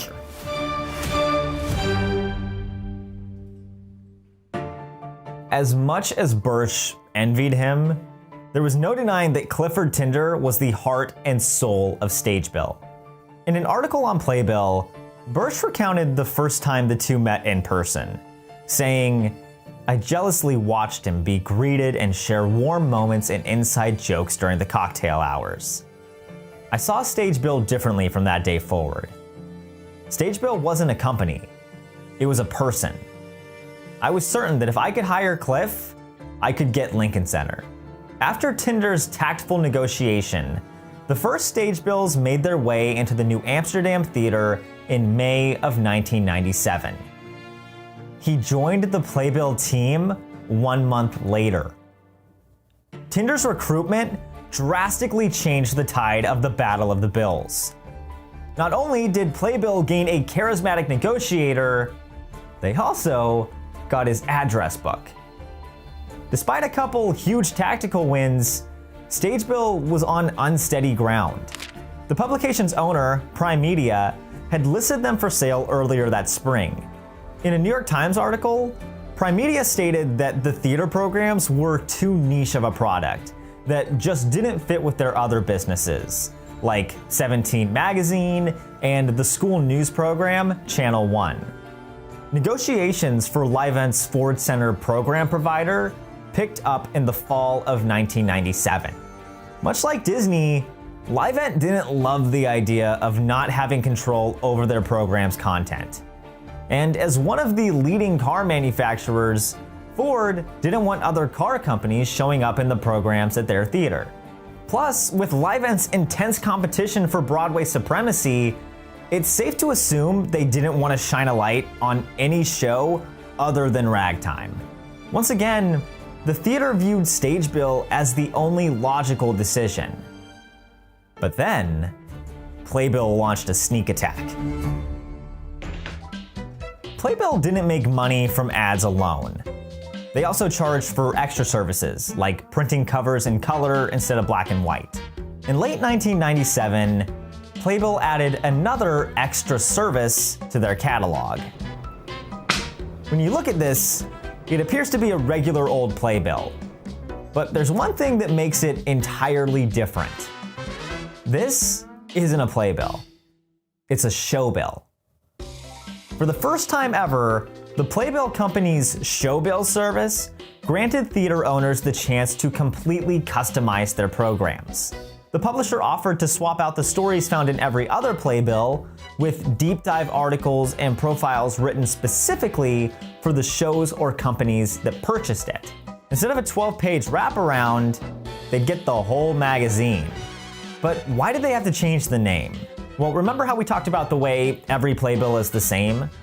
Well, according to Philip Bursch, Playbill didn't want advertisers showing up and rifling through the program, confused as to why their ad wasn't there. This little 4-letter change meant that advertisers couldn't get upset if their ads weren't in the program. Advertisers paid to be in a Playbill, not a showbill. However, unlike those other traditional programs, custom showbills meant the theaters had to pay for them. Like, really pay. According to Backstage, a showbill in the late 90s cost the theater approximately $1,300 a week, compared to the free-to-the-theater Playbill. When audience members entered Ragtime right across the street from the New Am, they did so with a Playbill-created showbill in their hand. But Playbill wasn't done yet. In November of 1997, Playbill signed a contract to distribute 65,000 Playbills a month to the Schubert Theater in Chicago. This gave Playbill their own foothold in Stagebill's home turf. That foothold grew even stronger when Playbill provided programs to Livent's newly renovated Nederlander Theater, then called the Ford Oriental Theater. Playbill started expanding faster, distributing programs to Los Angeles, San Diego, San Francisco. Meanwhile, back in New York, Clifford Tinder put his connections to work for Playbill's newly formed Classic Arts program, a division created solely to woo Stagebill's bread and butter clients, the New York opera, ballet, and orchestra venues. Just 4 years after Bursch jealously stared at Tinder at a cocktail party, Playbill announced their first major New York client with Classic Arts. It was the Lincoln Center. specifically the Metropolitan Opera. From there, things only got worse for Stagebill. In January 2001, Disney chose not to renew their contract with Stagebill. Instead, they went with the show bill. This move completely erased Stagebill's presence from Broadway. Playbill kept picking off more and more of Stagebill's high-profile clients. As a result, Stagebill's territory and cash reserves shrank. In a desperate push to rebuild its clientele, Stagebill completed a frantic financing round to buy two illustrious arts publications called Performing Arts and Avenue Magazine. But come 2002, it was already too late. Stagebill was already ending partnerships with several small Chicago theaters. They just couldn't afford to print the programs for them anymore. A few months later, in May 2002, Carnegie Hall, a loyal Stagebill client since 1977 and their last major contract, defected to Playbill.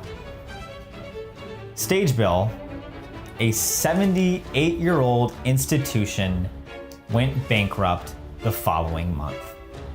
On June 7th, 2002, it was announced that the publishing rights to Stagebill were acquired by Playbill.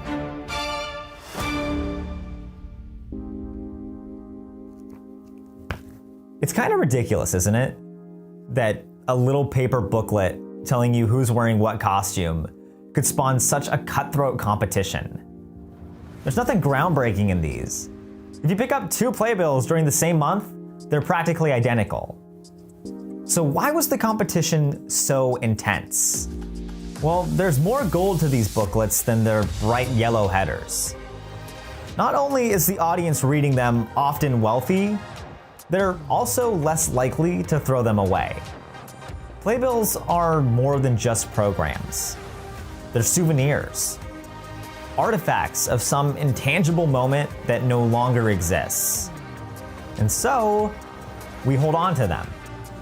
Instead of tossing them out like a street flyer, we store them in 3-ring binders. In a lot of cases, the ads outlive the companies.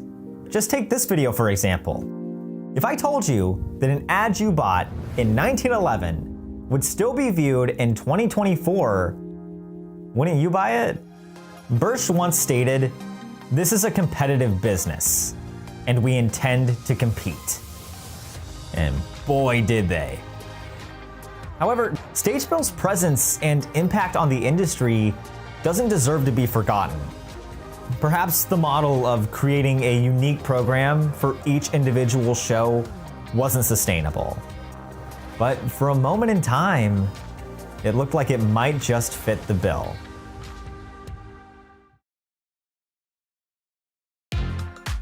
Immersive Van Gogh, immersive friends, immersive trolls.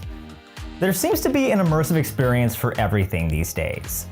But House of Illuminati, a live events company based out of London, wanted to take immersion one step further. They wanted to create an interactive theater experience based on the whimsical world of Willy Wonka. But what promised to be a golden ticket event ultimately turned out to be a massive wangdoodle. It promised to be a magical chocolate experience at every turn, but instead it ended with children crying, parents angry, and the police called to the site. What is that? That was not bad, that was funny. Generally not a good idea when the internet compares your event to a meth lab. This is a story of promises and expectations, of technology and humanity, and of how a world of pure imagination descended into pure chaos in just 48 hours. This is the story of Willy's Chocolate Experience.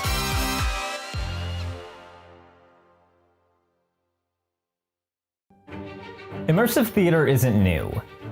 The off-Broadway show Sleep No More has been sending audiences scurrying around a 5-story hotel for the past 13 years. But the idea of swapping out a dimly lit hotel for a whimsical chocolate factory in Glasgow, Scotland Sounds on paper like a recipe for success. From the looks of it, this type of experience wasn't new to House of Illuminati. The website for the event company boasted larger-than-life events, like Mystique Galas, secret soirees, and interactive theater experiences. Their next event promised to be just as big. For months, their Facebook page posted photos of these visually stunning environments, like the Tunnel of Nightmares and Willy's Magic Garden. And at $44 a head, expectations continued to grow. On February 14th, 2024, House of Illuminati declared they were only 10 days away from opening Willy's Chocolate Experience to the public. There was just a slight problem. They didn't have a cast yet. 2024 was going to be Michael Archibald's year. An artist and youth representative in the Scottish Parliament, the 18-year-old started considering a gap year at his university. The point of the matter was I wanted to get a job. At the end of the day, I just wanted to build myself up and make some money and really just calm down for a really little good bit. I'm Michael Archibald. I am 18 years old and I applied to be part of this Willy's Chocolate extravaganza that is now blown up. The one time I decided to go out and look for a proper little job thingy that I didn't get through a different organization, I was like, I can do this. My CV looks great. So I signed up on Indeed. I need Indeed. Indeed you do. That's when he found an acting job offering £500, about $630, for 2 days of performances. I was looking up stuff and then they were like, actors needed urgently, and I was like, oh, well, that's really chill. So I applied on the Thursday the 22nd, and I got a call back later on that day. And they were like, hey, can you come in tomorrow for a costume rehearsal? And I was like, okay, sure, that sounds fine. Just one day after getting the job, and one day before opening, Archibald and the rest of the Indeed recruited actors journeyed inside Willy's Chocolate Experience. Given the breathtaking renderings and the lofty ticket price, the group expected to enter a maze of these enchanting gardens and mysterious tunnels. Instead, they walked into a nearly empty warehouse. With a wrinkled backdrop and a couple of beanbag chairs, the director of the House of Illuminati, Billy Cole, tried his best to explain how the performance was going to go. The self-described enigmatic wordsmith hailing from the bustling streets of Glasgow, Scotland, specifically noted that he'd been working on the original idea for a long time. As Archibald put it, Cole wanted Willy to be a whimsical sort of Albert Einstein. In all, there were supposed to be four Willys. One played by Michael Archibald, another played by a comedian named Paul Connell, a third actor who's asked to remain anonymous, you'll figure out why soon, and a final Willy played by a girl named Felicia. The folk that were cast as Willy Wonka were really different from each other. And he was like, I'm really equal and diverse, and he goes on to talk about Felicia, right? And he's specifically singling her out for this. He's like, and see, we hired this 16-year-old black African girl, and this is a similar thing that I have to go through, by the way, where they're like, look at us, we do such good work. This poor young boy with no parents, no family, none of this. We're providing him with a great little thing, and I'm like, oh, you guys are so great, right? So I was talking to Felicia about it later, and even she thought it was absolutely bonkers. After signing their contracts, with erasable ink pens, as it turns out, provided by Cole, the group of actors sat on the beanbags and started to read the script. As Willy Wonka actor Paul Connell referred to it in an interview with Access Hollywood, it was 15 pages of gibberish, and they had less than 12 hours to memorize it. My name's Jenny, and I was on Wonka at the Willy's Chocolate Experience. I was just kind of in disbelief. I was like, there's no way they expect us to learn all this before, for the next morning. Now, I'm going to try my hardest to recap this, but I'm just going to be upfront. This is not going to make sense. So the show starts with a man of eccentric charm and wit welcoming people to the show. His name is Willy McDuff. Buckle up, because this is Wonky Doodles at McDuff's Chocolate Factory, a script. That is the literal title. So after a few too many winks, McDuff asks the audience if they've packed an extra pair of socks. You know, in case the first pair gets knocked off by sheer amazement. Willy then takes the visibly amused audience into his Garden of Enchantment. So then once they're inside the garden, the audience is greeted by Willy McDuff's magic helpers. Only they're not Oompa Loompas. They're Wonka Doodles. Anyway, after he finishes handing out a bunch of magic glowing orbs to the audience, he takes them into the Twilight Tunnel, TM, and he tells the tale of the unknown, who is a evil chocolate maker. But then, the unknown shows up, and they have an evil plan to steal the anti-graffiti gobstopper, which is a candy that helps save beloved mums, and yes, dads too, but especially mums, from the endless scourge of dirty socks. I feel like I'm on drugs. So somehow, after the unknown shows up, McDuff is supposed to just ignore this, and then he leads the audience into another room that is described on the website as the Imagination Lab, TM. And it's bustling with test tubes and new candies and fizzy lemonades.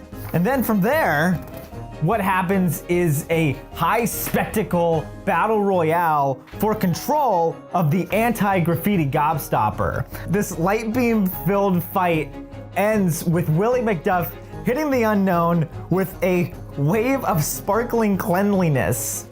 And the unknown proceeds to be gently swept up by a robotic vacuum.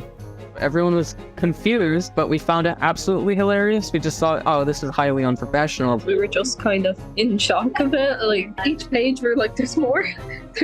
How does it keep going? And just kind of asked like the owners, like, you see the this bit with the unknown, what does that mean? Like, what? Who's playing that? Like, why is there a Hoover here? Like, it was just... Did they have a vacuum cleaner? No.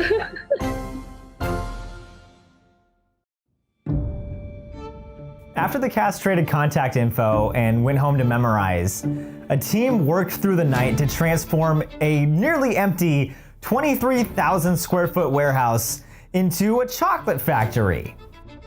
The next day, a crowd of families who drove hundreds of miles lined up ready to cash in their golden ticket to Willy's chocolate experience. But inside, the actors paced with dread over what was about to happen. So the original plan called for 4 Willy McDuffs, and they were each supposed to lead a 45-minute tour through the chocolate factory, like an assembly line. Meanwhile, 4 Wonky Doodles, each a pair of 2 actors, were gonna switch off every cycle. This plan abruptly changed when Cole realized he didn't actually cast an actor to play the unknown. Acting fast, Cole cast one of the Willys to don the silver mask as the evil chocolate maker. By this point, the show was already off the tracks, but it completely derailed when Billy Cole made a truly mystifying decision. You remember this script? This 15-page script filled with magic stones and twilight tunnels? Yeah, Cole decided that morning to scrap it, and he told the actors to just make things up. With a 10-hour shift ahead and a shortage of performers, many actors wondered how breaks would work. Cole allegedly responded by saying, "You're not getting a lunch break." After holding back the crowds for as long as they could, the doors opened and the first handful of families walked into the Garden of Enchantment. I walk through and I'm like, oh, this looks horrible. Because I didn't even get to see that place beforehand.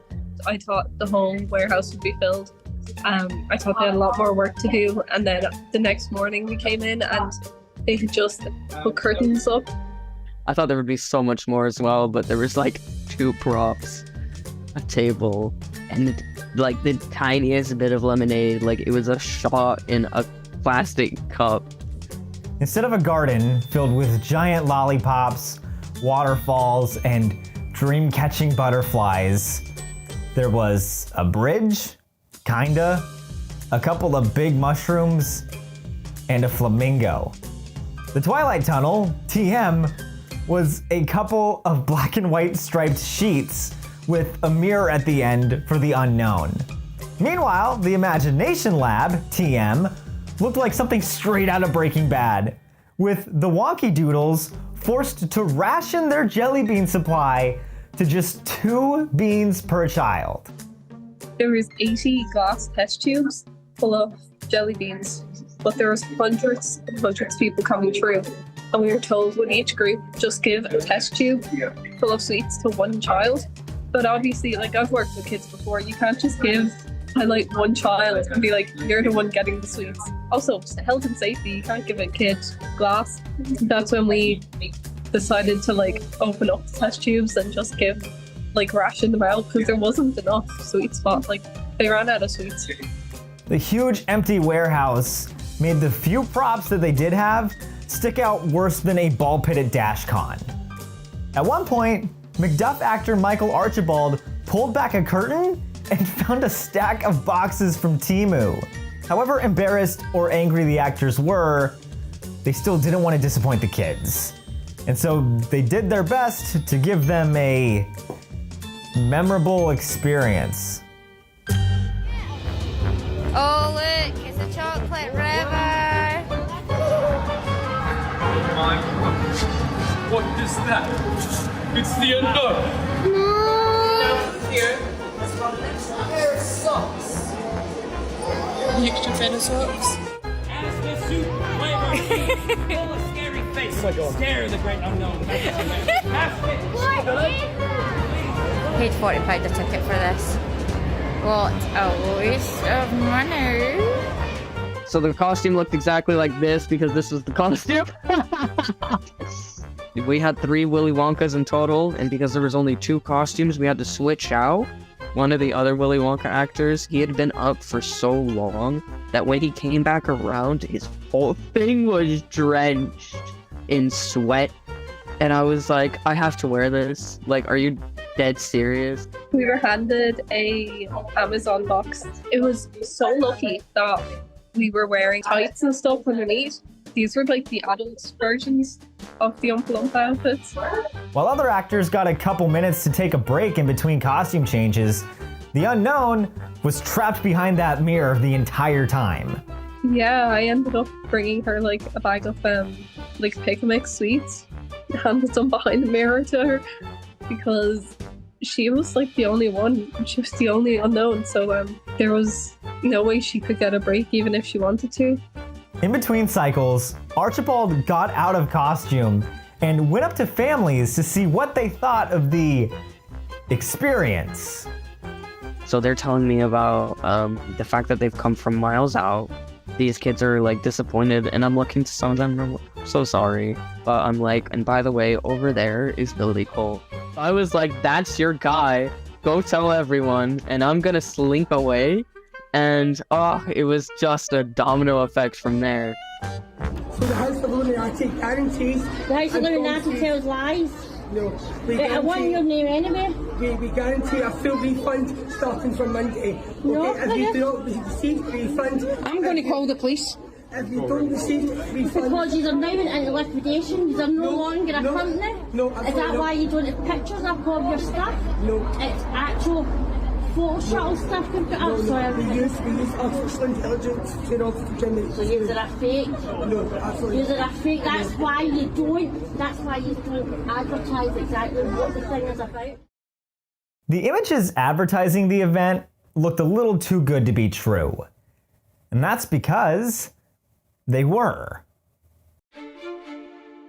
The images on the House of Illuminati website and Facebook page were generated entirely by AI. And honestly, it makes sense the closer you look at these posts, where you have these fancy, colorful images sitting alongside promises of cat-gagatting, carchi-tons, and a paradise of sweet teats. The Twilight Tunnel, TM, graphic featured some baffling scales tracking levels of dim dick, ungrivel, and unkikibit twits. It wasn't just the Wonka experience ads though. The entire House of Illuminati website was AI generated. A closer look reveals audience members' arms morphing into bald heads and human bodies just jutting out from people's chests. The only articles written on the website were all posted on the same day in December 2023, with no real photos of any past events. Nothing about the company was real. Not the artwork, not the descriptions, hell, not even the company's London office address. And there was a reason. A month before their website popped up, House of Illuminati didn't even exist. The company officially formed in November of 2023 and only listed one employee, Billy Cole. As it turns out, this was just one of 3 companies Cole created in 2 months. Willy's Chocolate Experience was one in a long list of hustles by Cole, including a Christmas donation drive he canceled after receiving all the presents, and a self-help course promising to help people become financially freed. In a move that would make Ernest Hemingway blush, the enigmatic wordsmith miraculously found time to write and release 3 full-length novels on the same day. Cole's Amazon page boasts more than 16 AI-generated novels, including classics like Operation Inoculation, Unveiling Thee, a conspiratorial journey into vaccination deep state conspiracy. So knowing all that, it's safe to assume that Wonka Doodles at McDuff's Chocolate Factory, a script, was probably AI generated too. As Cole fought off a horde of angry Scottish parents, the remaining actors made the most logical decision of the day. They decided to go to the pub. When the group of actors finally came back a little bit later, they saw 4 police vans and a frantic Cole. In the end, the cops realized there wasn't really anything they could do, and the House of Illuminati canceled the remaining performances of Willy's Chocolate Experience. When all the actors signed up, they imagined a simple way to make 500 pounds. What they weren't expecting was for it to turn into a global phenomenon. Images and videos of the baffling event spread online. Suddenly, major news outlets like the New York Times and Vanity Fair reported on it. The Oompa Loompa Queen dominated Twitter, and fan cams of the unknown, along with investigations into their identity, took over TikTok. Some even dubbed it the Fyre Fest for Kids. I thought it would have been like a legal issue. I thought it would have been like, oh my god, like makes the Glasgow Times a little bit. But the way this blew up, I can't believe people care about this. I'm trying my best to make the best out of the situation. As of March 5th, 2024, the actors still haven't received the pay for their full contracts. The male actors received 250 of their promised 500 pounds. The female actors received 200. In the 2 weeks since, Billy Cole has gone MIA, completely scrubbing his social media accounts. The same goes for the House of Illuminati Facebook page, which only recently posted a bizarre apology declaring that regarding a personal matter, there will be no wedding. A few days later, the unknown finally became known when they revealed their secret identity on TikTok. Hello, I'm Felicia, I'm 16, and I am the unknown. So, what will the legacy of Willy's chocolate experience be? Well, it's way too soon to tell. But one thing's for sure, it won't be forgotten anytime soon. In 1923, F. Scott Fitzgerald was drowning. Fitzgerald was basically a jazz age influencer, and was so much an icon of the times that he'd practically named the decade.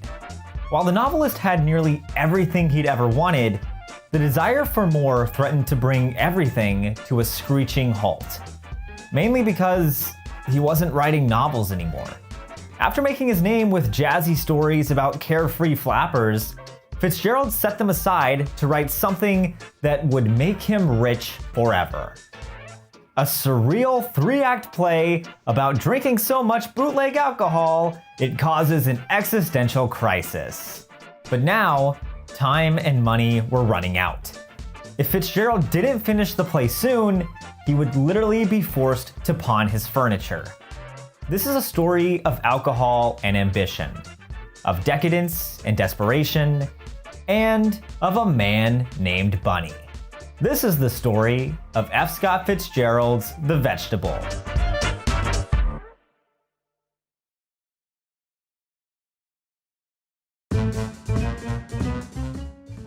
In 1920, F. Scott Fitzgerald was swimming in champagne. His debut novel, This Side of Paradise, completely sold out, and he was officially the youngest author in the history of his publisher, Scribner's. At just 23 years old, Fitzgerald was a literal overnight sensation. He rode the wave of popularity and sold short stories and one-act plays to magazines and newspapers. The pay for these stories climbed from $30 to $400 to at least $10,000 in today's money. With a spot on every bestseller list and on the New York World's handsomest male authors list came invites to the hottest parties in New York. Alcohol might have been illegal, but that didn't stop Fitzgerald.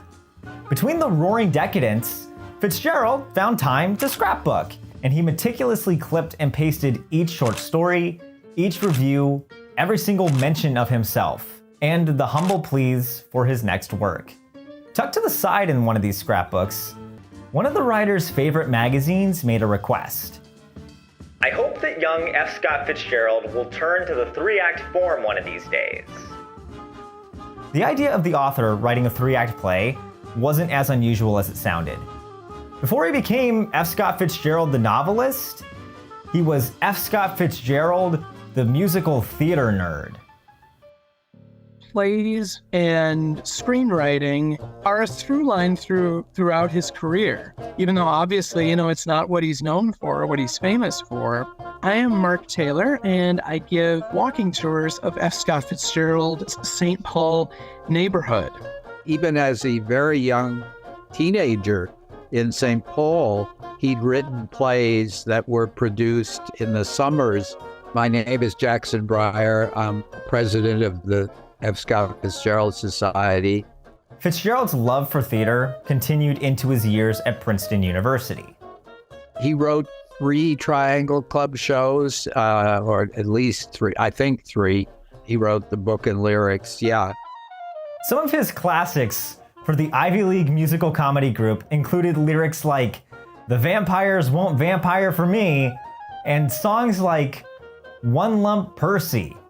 Audiences and newspapers of the 1910s ate these things up. The Louisville Post even went so far as to declare that Fitzgerald could take his place right now with the brightest and best writers of witty lyrics in America. Roughly 6 years later, Fitzgerald returned home to St. Paul a celebrity, with a new book and a new baby on the way.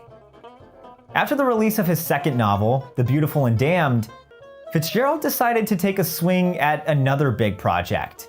He was going to write what he called a play which is to make my fortune. He loved entertainments. He wanted the most people to come to the thing that he made. He wanted desperately to have a hit on Broadway. He wanted to be a playwright. He wanted to be talked about. He wanted to keep his career going in that way. And what he was looking for was continuing income. While the author's novels took inspiration from snobbish Ivy League culture, his new play, Gabriel's Trombone, more closely resembled his one-lump Percy days, with comedic dialogue and the occasional stupid gag. This was at a time when Broadway was coming into its own. New theaters popped up left and right, filled with shows by soon-to-be iconic playwrights. Fitzgerald showed an early draft to Edmund Bunny Wilson, his Princeton Triangle Club pal who had since become an esteemed New York literary critic. Bunny wasn't known for being a gentle critic, even towards his friends. So it came with great shock when he called Fitzgerald's draft of the play marvelous. No doubt the best American comedy ever written. And it's like, okay, how many plays have you read, Edmund? You know, it's like, have you heard of like The Importance of Being Earnest? Moreover, Bunny felt so enthusiastic about the show that he started reaching out to producers personally. Week after week, Fitzgerald received updates from Bunny. The critic was practically sure of having it produced somehow. But each new letter brought new rejections.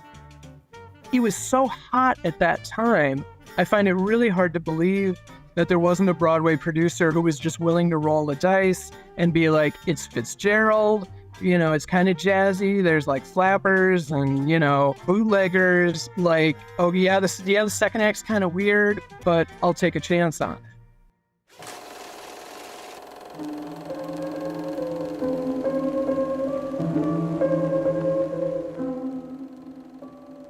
On a backroom stage at Cabaret Voltaire in Zurich, a new art form emerged: Dada. The artist Hugo Ball emerged in what today looks like a Chef Boyardee cosplay and spoke a made-up language.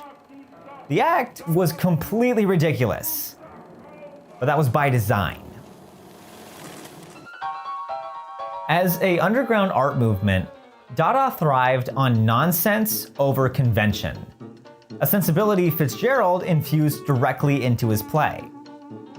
In Act 1, Jerry Frost, a railroad employee, gets absolutely smashed on bootlegged alcohol the night before Warren Harding is elected President of the United States. Pretty normal fare, right? Yeah, just wait.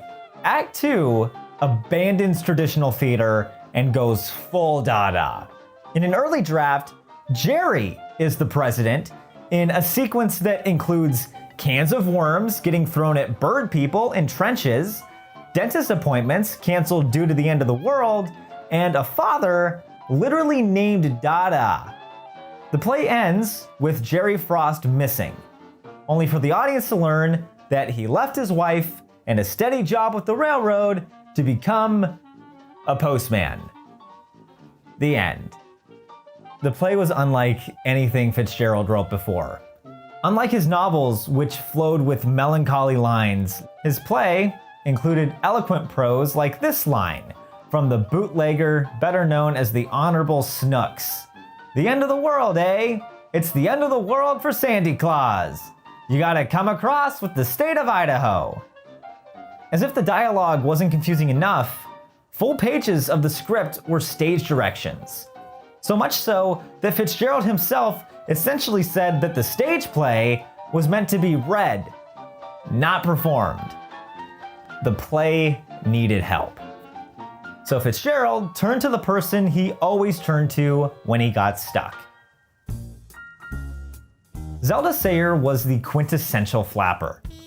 Modern and unconventional, Zelda and Scott Fitzgerald got married 8 days after his first book was published. Scott, frequently borrowed uncredited lines from Zelda's letters, diaries, and even something she said under anesthesia when their daughter was born. I mean, she was definitely the silent partner in a lot of what he did, and his muse, which is a really complicated idea. The Fitzgeralds also collaborated happily. Most recently, the pair had written a parody newspaper for the Bad Luck Ball, complete with headlines declaring things like "Jazz Janitor has good Xmas" and ads for ancient saxophones. But now, they got to work fixing the play. How much of the final version was Zelda's? We'll probably never know. But what we do know is that as F. Scott Fitzgerald continued tweaking the play in St. Paul, Bunny continued unsuccessful chats with producers in New York City. Despite it all, Fitzgerald could barely contain his enthusiasm for the new second act. Writing to Bunny Wilson, "It is now a wonder. I'm going to ask you to destroy the 2 copies you have, as it makes me nervous to have them out." With the play officially finished, Fitzgerald's editor, Max Perkins, finally agreed to give it a read. Perkins represented some of the biggest authors of the time. Given that Scribner's magazine usually published literature, Perkins warned Fitzgerald that it would be most unusual for them to publish a play. But there were no rules against it. That vague response was good enough for Scott and Zelda. They needed to move back to New York, to be closer to Broadway.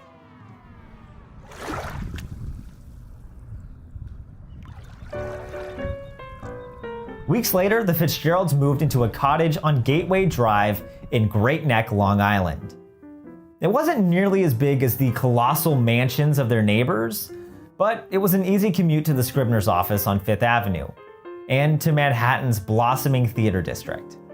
And he made a lot of connections there with people in the theater world too, which again makes it surprising that somebody didn't want to produce it, but oh well. The Fitzgeralds hoped to be more responsible during their time in Great Neck. But a little party never killed nobody.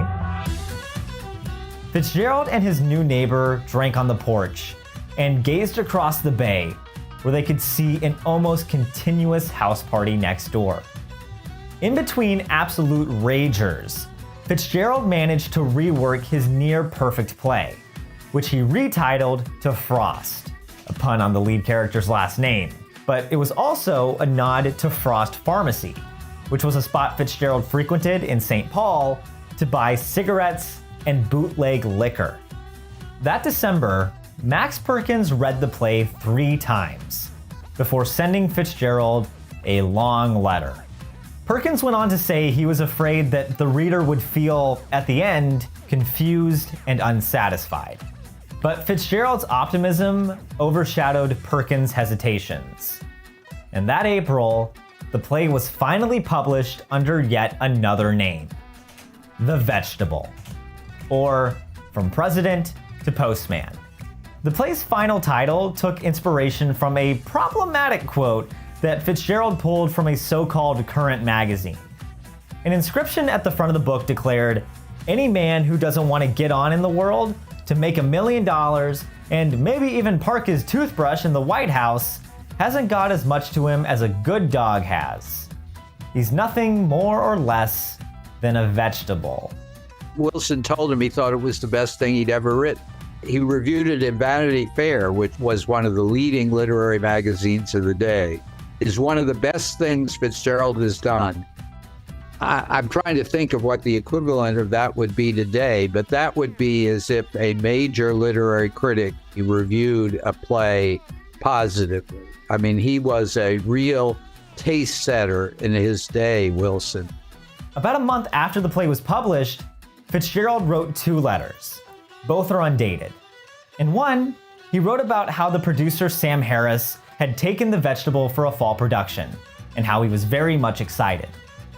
But this excitement starkly contrasted another letter in which Fitzgerald confessed reservations that he didn't want to have the play produced at all until he could rewrite it. Regardless, the contract with Sam Harris was signed that July. The groundbreaking play finally had a producer and plans for a November production, whether Fitzgerald actually wanted it to or not.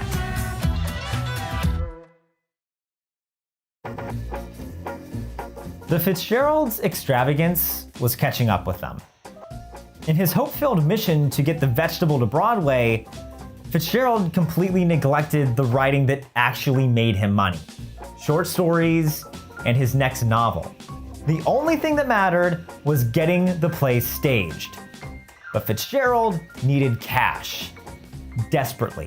In 1923, Scott and Zelda Fitzgerald made an astonishing $29,565, which was 8 times more than the average American household, according to the IRS. But they spent a whole lot more too, blowing through $36,000 on expenses like restaurant parties, entertaining, and miscellaneous pleasures. Running out of money and time, Fitzgerald even begged his editor, Max Perkins, for help, stating, "I've got myself into a terrible mess. If I don't in some way get $650 in the bank by Wednesday morning, I'll have to pawn the furniture." As the bills stacked up, Fitzgerald knew there was an answer coming to his money problems: the play. Fitzgerald surveyed playwrights and decided that he could confidently count on $100,000 of income from a year-long run on Broadway. As Fitzgerald wrote, "All I have to do is deposit the $100,000 from my play, and then we're through with worry forever." In 1923, Fitzgerald and his long-anticipated play finally came to life on stage at Nixon's Apollo Theater. Only, it wasn't on Broadway. It was 130 miles away in Atlantic City.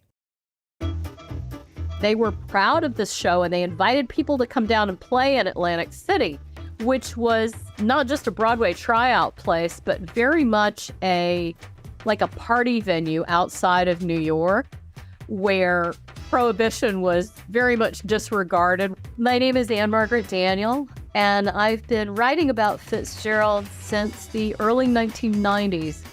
On November 19th, 1923, the Vegetable finally opened to a roaring audience. It was a roar of boos. I'm currently working on Zelda Fitzgerald's Selected Letters, and here is a portion of a letter that she wrote in November of 1923. The first act went fine, but Ernest says he has never had an experience on the stage like the second. The audience hated the show, to the point that many even stormed out. I doubt people walked out in Act 1. They probably started walking out in Act 2 when it got crazy. Just as Perkins feared, the improved second act still left audiences confused and unsatisfied. Scott suggested fixing it by having Ernest's teeth fall out when he heard about the Buzzard Islands, but I don't think anybody liked the suggestion but us. It's a whole vibe, as the kids these days say. The response in the theater was so negative that some believe even Fitzgerald himself joined in on the booing. In the words of Fitzgerald, it was a colossal frost, but he still tried everything he could to save it. Fitzgerald was a very assertive playwright, and it would have been difficult for him to step to the side and let somebody else take control. He has a way with words and a way with story that is really unparalleled, but at the same time, he also had an incredible ego. Fitzgerald's struggles to collaborate weren't new. At Princeton, he consistently undersold his classmates' contributions and made snarky asides anytime they received praise. But in Atlantic City, he had no one to blame but himself.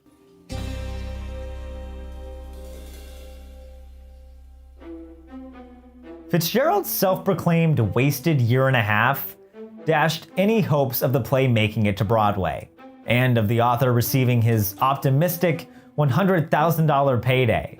Between racked up debt and no new works, Fitzgerald now needed even more money, and he needed it fast. The writer needed to write. Fitzgerald nestled into a small space above his garage, cranked the space heater, and wrote like his life depended on it. Fitzgerald wrote a flood of short stories. One of them was called How to Live on $36,000 a Year. It sold for twice as much as the play's total income. By spring, Scott and Zelda financially defrosted just enough to pack up and head to Europe. The couple hoped to leave the distractions and disappointments of Great Neck in the past.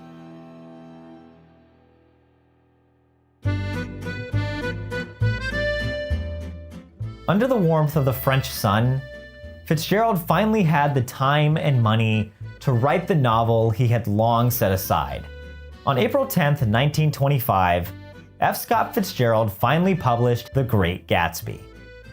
On April 12th, 1925, the New York World ran the headline, F. Scott Fitzgerald's latest, a dud. Despite a play version briefly running on Broadway, of which Fitzgerald had no involvement, the novel was destined to fade into obscurity. But surprisingly, after the publication of The Great Gatsby, productions of The Vegetable launched in Baltimore in 1925 and California in 1928. But they both faced the same response: a short run and an utter flop. 7 years after he started writing the show, The Vegetable finally made it to New York City when it opened off-Broadway at the Cherry Lane Theater on April 10th, 1929. It only ran for 13 performances. Everything in F. Scott Fitzgerald's life was declining. His health, his marriage, his career. His novel sales were non-existent. His books no longer carried in stores. In August of 1939, the author ordered a copy of The Vegetable. It was the only copy sold that year. F. Scott Fitzgerald died a year and a half later. But then, in 1942, the Council of Books in Wartime started distributing special paperback books to soldiers fighting in World War II. The list included Moby Dick, The Grapes of Wrath, and 155,000 copies of The Great Gatsby. Edmund Wilson ended up being one of the main people who made the decision to send The Great Gatsby to the soldiers in World War II. By the end of the war, Fitzgerald was back in the spotlight, but The Vegetable remained in the shadows. It's certainly forgotten. Even in the Fitzgerald world, we very seldom talk about it. During my 30 years of writing about Fitzgerald, nobody's gotten in touch with me about it. You know, The Vegetable is just such a little forgotten footnote kind of in his career. There's some people who see this play as a very ahead of its time sort of play. The Vegetable is not a lost masterpiece. The things that are supposed to be funny have been lost in time. It's 100 years now. The Vegetable is all but forgotten, even by Fitzgerald scholars. But why? Maybe The Vegetable was ahead of its time. Or maybe The Vegetable was just a bad play. But that doesn't mean it deserves to be forgotten. Yes, The Vegetable was far from a commercial success, but so was The Great Gatsby. And yet 100 years later, Gatsby continues to beat on. It's so easy to look at failure as a bad thing. But think about it. Without The Vegetable, Fitzgerald probably never would have written about a Midwest drugstore owner who made his money bootlegging grain alcohol. Or about a young man moving into a humble cottage alongside colossal mansions in Great Neck. Or of the continuous house parties across the bay. Or of a man named Wilson. It is entirely possible that the great American novel wouldn't have happened without the great American flop. This history was made in partnership with The Great Gatsby on Broadway. The Great Gatsby's been no stranger to the stage and screen. Gatsby? What Gatsby? Since the original novel flopped in 1925, the story of blinking green lights, mysterious millionaires, doomed love, and huge parties has attracted interpretation after interpretation. In 1926, playwright Owen Davis wrote a play version that was a huge smash on Broadway. That same year, Paramount Pictures released a silent film version that author F. Scott Fitzgerald's wife Zelda described as rotten and awful and terrible, and we left. Surprisingly, through all the different incarnations, The Great Gatsby had never been a musical. The closest it came was an opera in 2000. But producer Chun-Soo Shin wanted to change that, as he and his creative team raced to repeat the past. Only this time, as a big budget musical. This is the story of expectations and frustrations, of friendships and competitions, but above all else, it's a story of why we keep coming back to the great American novel. This is the story of The Great Gatsby, the musical.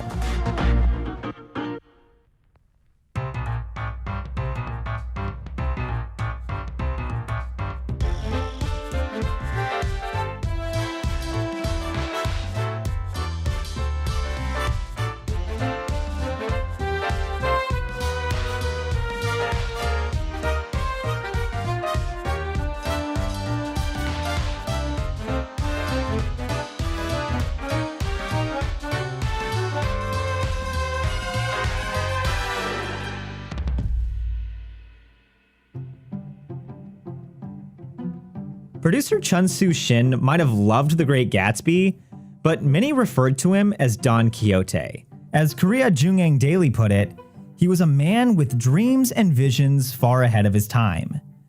From his first experience on Broadway as an associate producer on The Story of My Life, a musical that ran for 5 official performances, Shin's work only got bolder, co-producing shows like Chaplin, Jekyll and Hyde, Rocky, and Dr. Zhivago, none of which performed particularly well. But in South Korea, Shin was a superstar, and he was ready for his next hit, The Great Gatsby musical. But first, he needed a composer.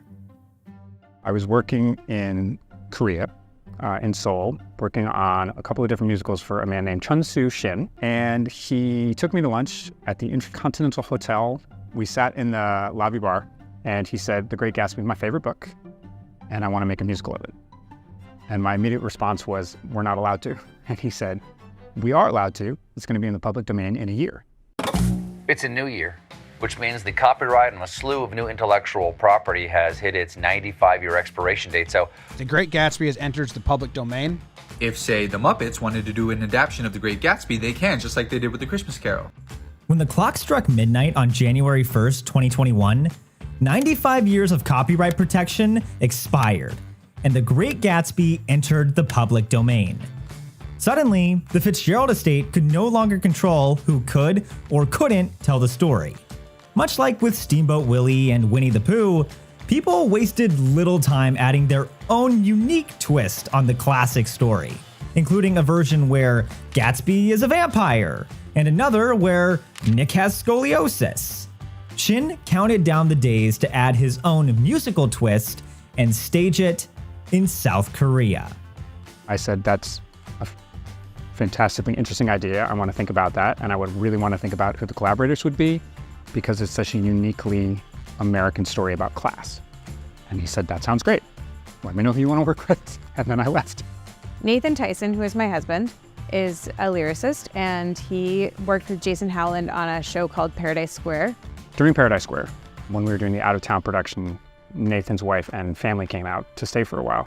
And after the performances, Jason would come over for a nightcap and to talk about what was going on in the show. And The show is sort of famously tumultuous, and so there was a lot to talk about, and a lot of times the three of us would end up just chatting about what they were working on, and it seemed like the three of us really had a common sense of how storytelling works. And he pitched me and Nathan, so we started working on it because of that. Playwright Kate Kerrigan made a name for herself by writing and producing indie theater with her collaborator Brie Loudermilk, and worked on shows ranging from small cabarets to 50-person house parties, and eventually a West End musical. But Gatsby promised to be the biggest musical she'd ever worked on. To get started, the team wrote a synopsis detailing their vision for the Great Gatsby musical, one that challenged the role of the original unreliable narrator, Nick Carraway. Having a narrator on stage is a challenge, and trying to minimize the amount of time that you're in one person's perspective, I think is a really valuable thing in a musical, because it limits your ability to understand the other people on stage. The team also believed that expanding the story beyond Nick's perspective gave room to flesh out the women in the story. Being able to give these female characters a different kind of depth and more of a complexity about their relationship to marriage was something that really funneled through all of the writing that I was doing on it in the beginning. The pitch was 4 pages long, but boiled down to one core sentence written by Kerrigan. Their Great Gatsby was a great tragedy disguised as a great party. What we kept playing around with as we were working on this was, how long can we keep the musical comedy going? How far into the second act can we make it a musical comedy and follow the rules of musical comedy before it goes crashing down into something else? The team submitted their idea in January of 2020. And then the world changed. Now to growing concerns about the deadly coronavirus officially hitting the U.S. Here's what we know. South Korea has confirmed its first case of the mysterious coronavirus. Starting tonight, the lights will go out on Broadway. The Great White Way told to shut down, along with performances at Carnegie Hall and Lincoln Center. And this will pass. This will pass through, and we're going to be even stronger for it. Once the world entered lockdown, any work on the Great Gatsby musical and in-person theater ground to a halt. Needing some sort of an outlet for their creativity and a way to make income, Howland, Tyson, and Kerrigan shifted their attention towards a new project.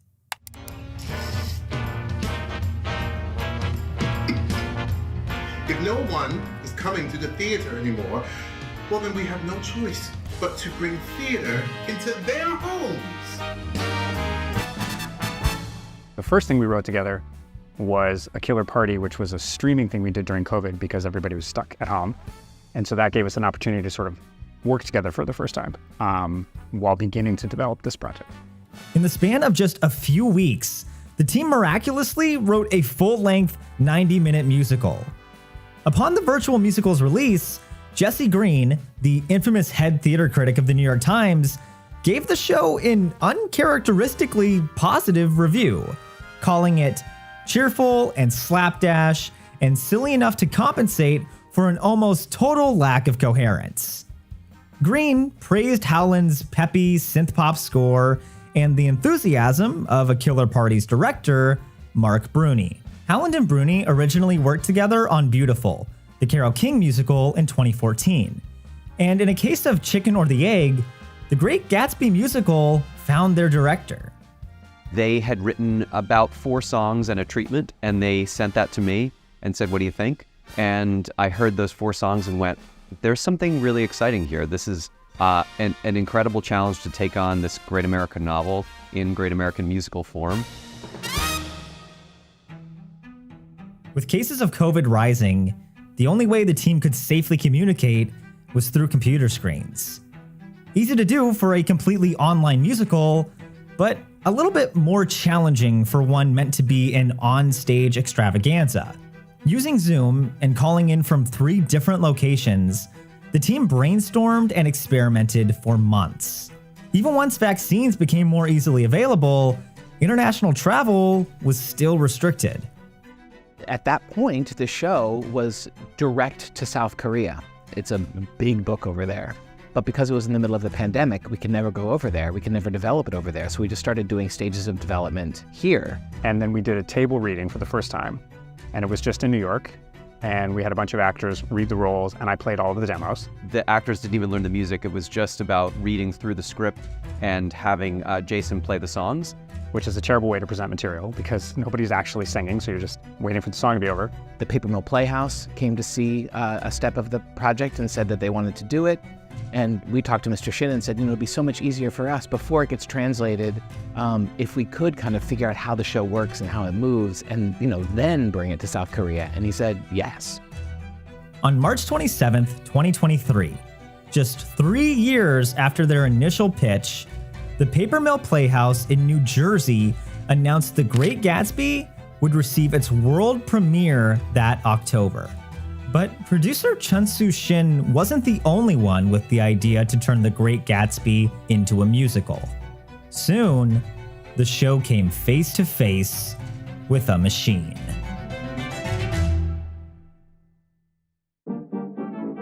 In 2013, director Baz Luhrmann put his own spin on The Great Gatsby, with a movie starring Leo DiCaprio. Not only did this spawn one of history's greatest gifts, but a soundtrack to match. Between tracks filled with electronic swing and seductive hip-hop, a song by Florence Welch of the band Florence and the Machine called Over the Love relished in the melancholy imagery of Fitzgerald's book. As she put it in an interview with Rolling Stone, the book has haunted me for a large part of my life. On February 23rd, 2023, the American Repertory Theater, or ART, in Boston announced a Gatsby musical of their own. Simply titled Gatsby, the show promised a much heavier tone, with direction by Hadestown director Rachel Chafkin and music by Florence Welch of the band Florence and the Machine. Somehow, there were 2 Gatsby musicals. A similar occurrence took place when the 1928 poem The Wild Party entered the public domain. This led to 2 The Wild Party musicals opening in New York in 2000. One opened on Broadway with a dark and heavy tone, and the other opened off-Broadway with a much lighter and brassier one. 20 years later, the past repeated itself. The curiosity between the 2 Gatsbys started to grow, a feeling only amplified once Paper Mill announced their cast.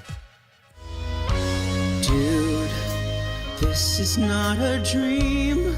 I am here inside the cream of cheese. Yes, it's Jeremy Jordan.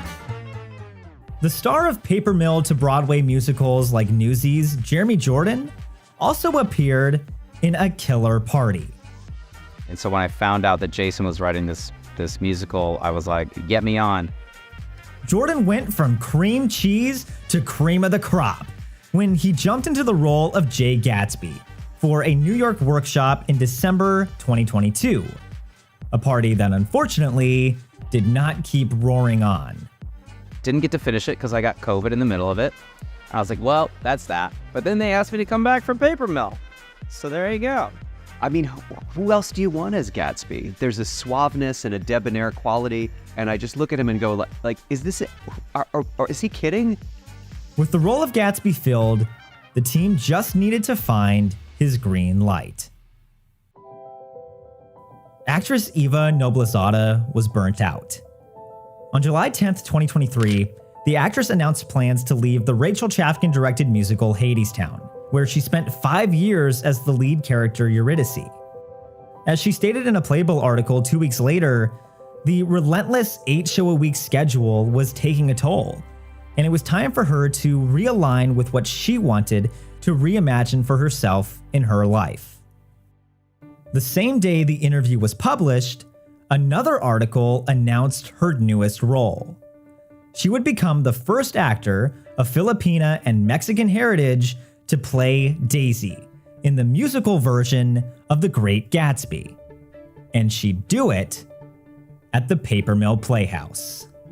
She reached out to us and said, we'd love to have a work session. And it was one of those moments where we all sat there watching this, and she did 2 songs and 3 scenes, I think. And we just watched this and went, well, no one else can do this. For a hot second. Like, unbelievable. You're like, should we just stop her at the elevator? Can we stop her at the elevator and just tell her? We just tell her she got it. Tell her now.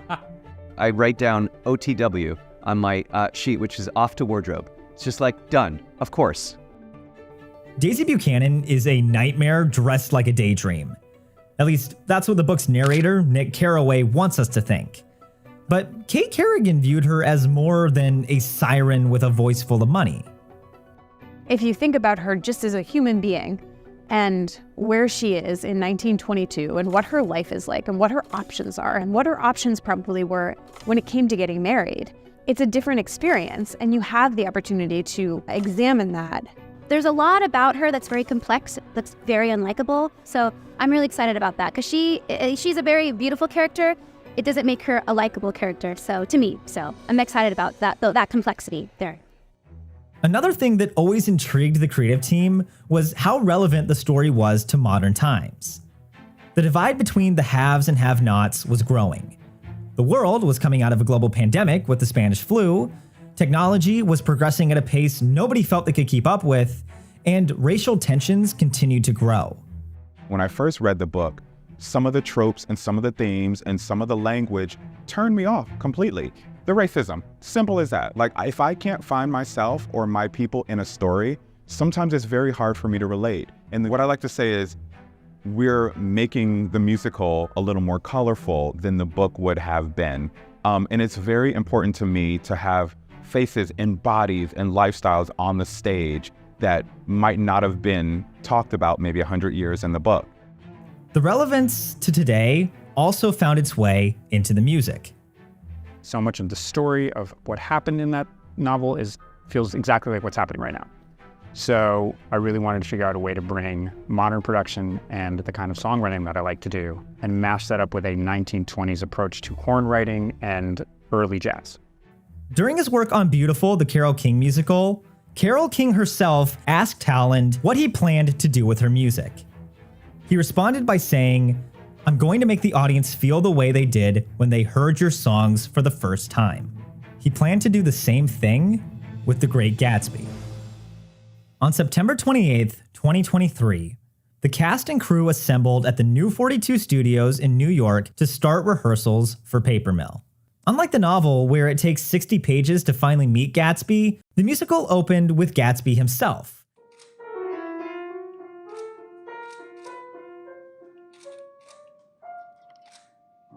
Well, I don't know about you, but I'm done with the Spanish flu.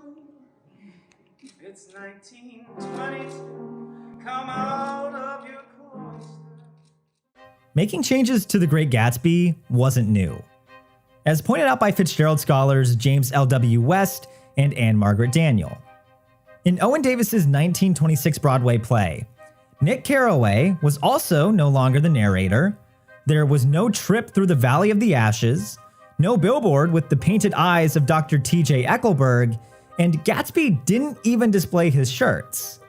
The thing is, nobody really knew what The Great Gatsby was in 1926, let alone cared enough to have opinions on any changes.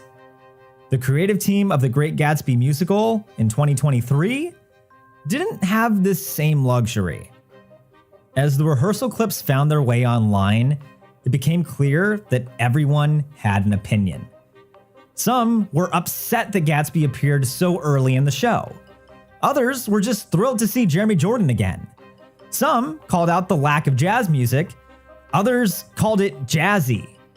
Despite the split response, everyone pretty much agreed on two things. The choreography ate, and the mask bit was tasteless. Regardless of whether people thought the show was going to be a hit or a flop, everybody was talking about it. Just 1 week after the rehearsal footage went live, the show sold out its entire month-long run at Paper Mill. Then, on October 22nd, 2023, The Great Gatsby musical's world premiere night finally arrived. without the mask bit. The show was a pretty big departure from the source material. Exactly as they pitched it in their first draft, the story was told without Nick's narration. The lead character of this version of The Great Gatsby was Gatsby himself. But that's not to say Nick, played by Noah Ricketts, didn't have anything to do in the story.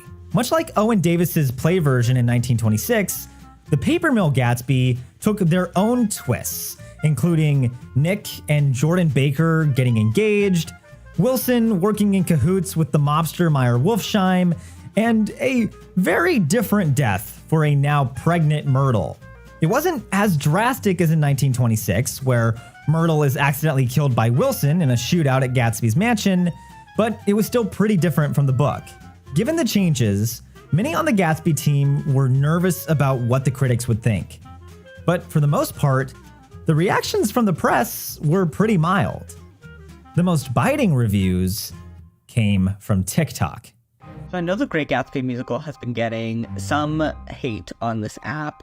The opening number, Roaring On, is the big thing everyone's talking about because Gatsby's in it right away, which obviously he's supposed to be shrouded in a bit of mystery. He literally starts the show. I get why they did that, because, like, you got Jeremy Jordan, you're gonna make him sing. But, like, it really makes you wonder, like, what was the direction here, you know? Here's what I would do in order to make your show successful. I would replace your music and book writers with Florence Welch of Florence and the Machine. I think she's a wonderful, wonderful songwriter. That being said, the fans who loved the show really loved the show.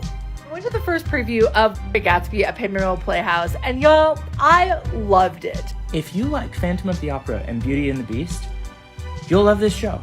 4 + 4 = 8. They chewed, devoured. It was phenomenal. It was this like huge spectacle. Just got out of the show, and I don't care what anybody says. That was fantastic, and I would not be surprised that it goes to Broadway. By the time the Paper Mill run ended on November 12th, 2023, rumors swirled backstage. The sellout success, star-studded cast, and well-known title pretty much spelled out the inevitable. Regardless of how this all plays out, with what's that? When? Sure. Okay, just put it out. With when? That December, any rumors behind the scenes were confirmed. Korea would have to wait just a little bit longer.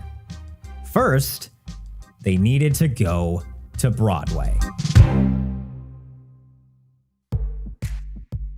In June of 2023, Chun-Soo Shin opened his 8th Broadway show as a co-producer, the Britney Spears jukebox musical, Once Upon a One More Time. It closed 42 performances later. Shin decided it was finally time to take control of his own fate. As The Great Gatsby prepared to make the jump to Broadway, it did so with Shin as the show's only lead producer. The first Korean in Broadway history to do so, as reported by the Korea Times. In that same article, Shin went on to say, "This time I wanted to ensure the show's direction was solely mine." This bold choice propelled him into a position of immense pressure and responsibility. Whether the show was a hit or a flop, it all would come back to him.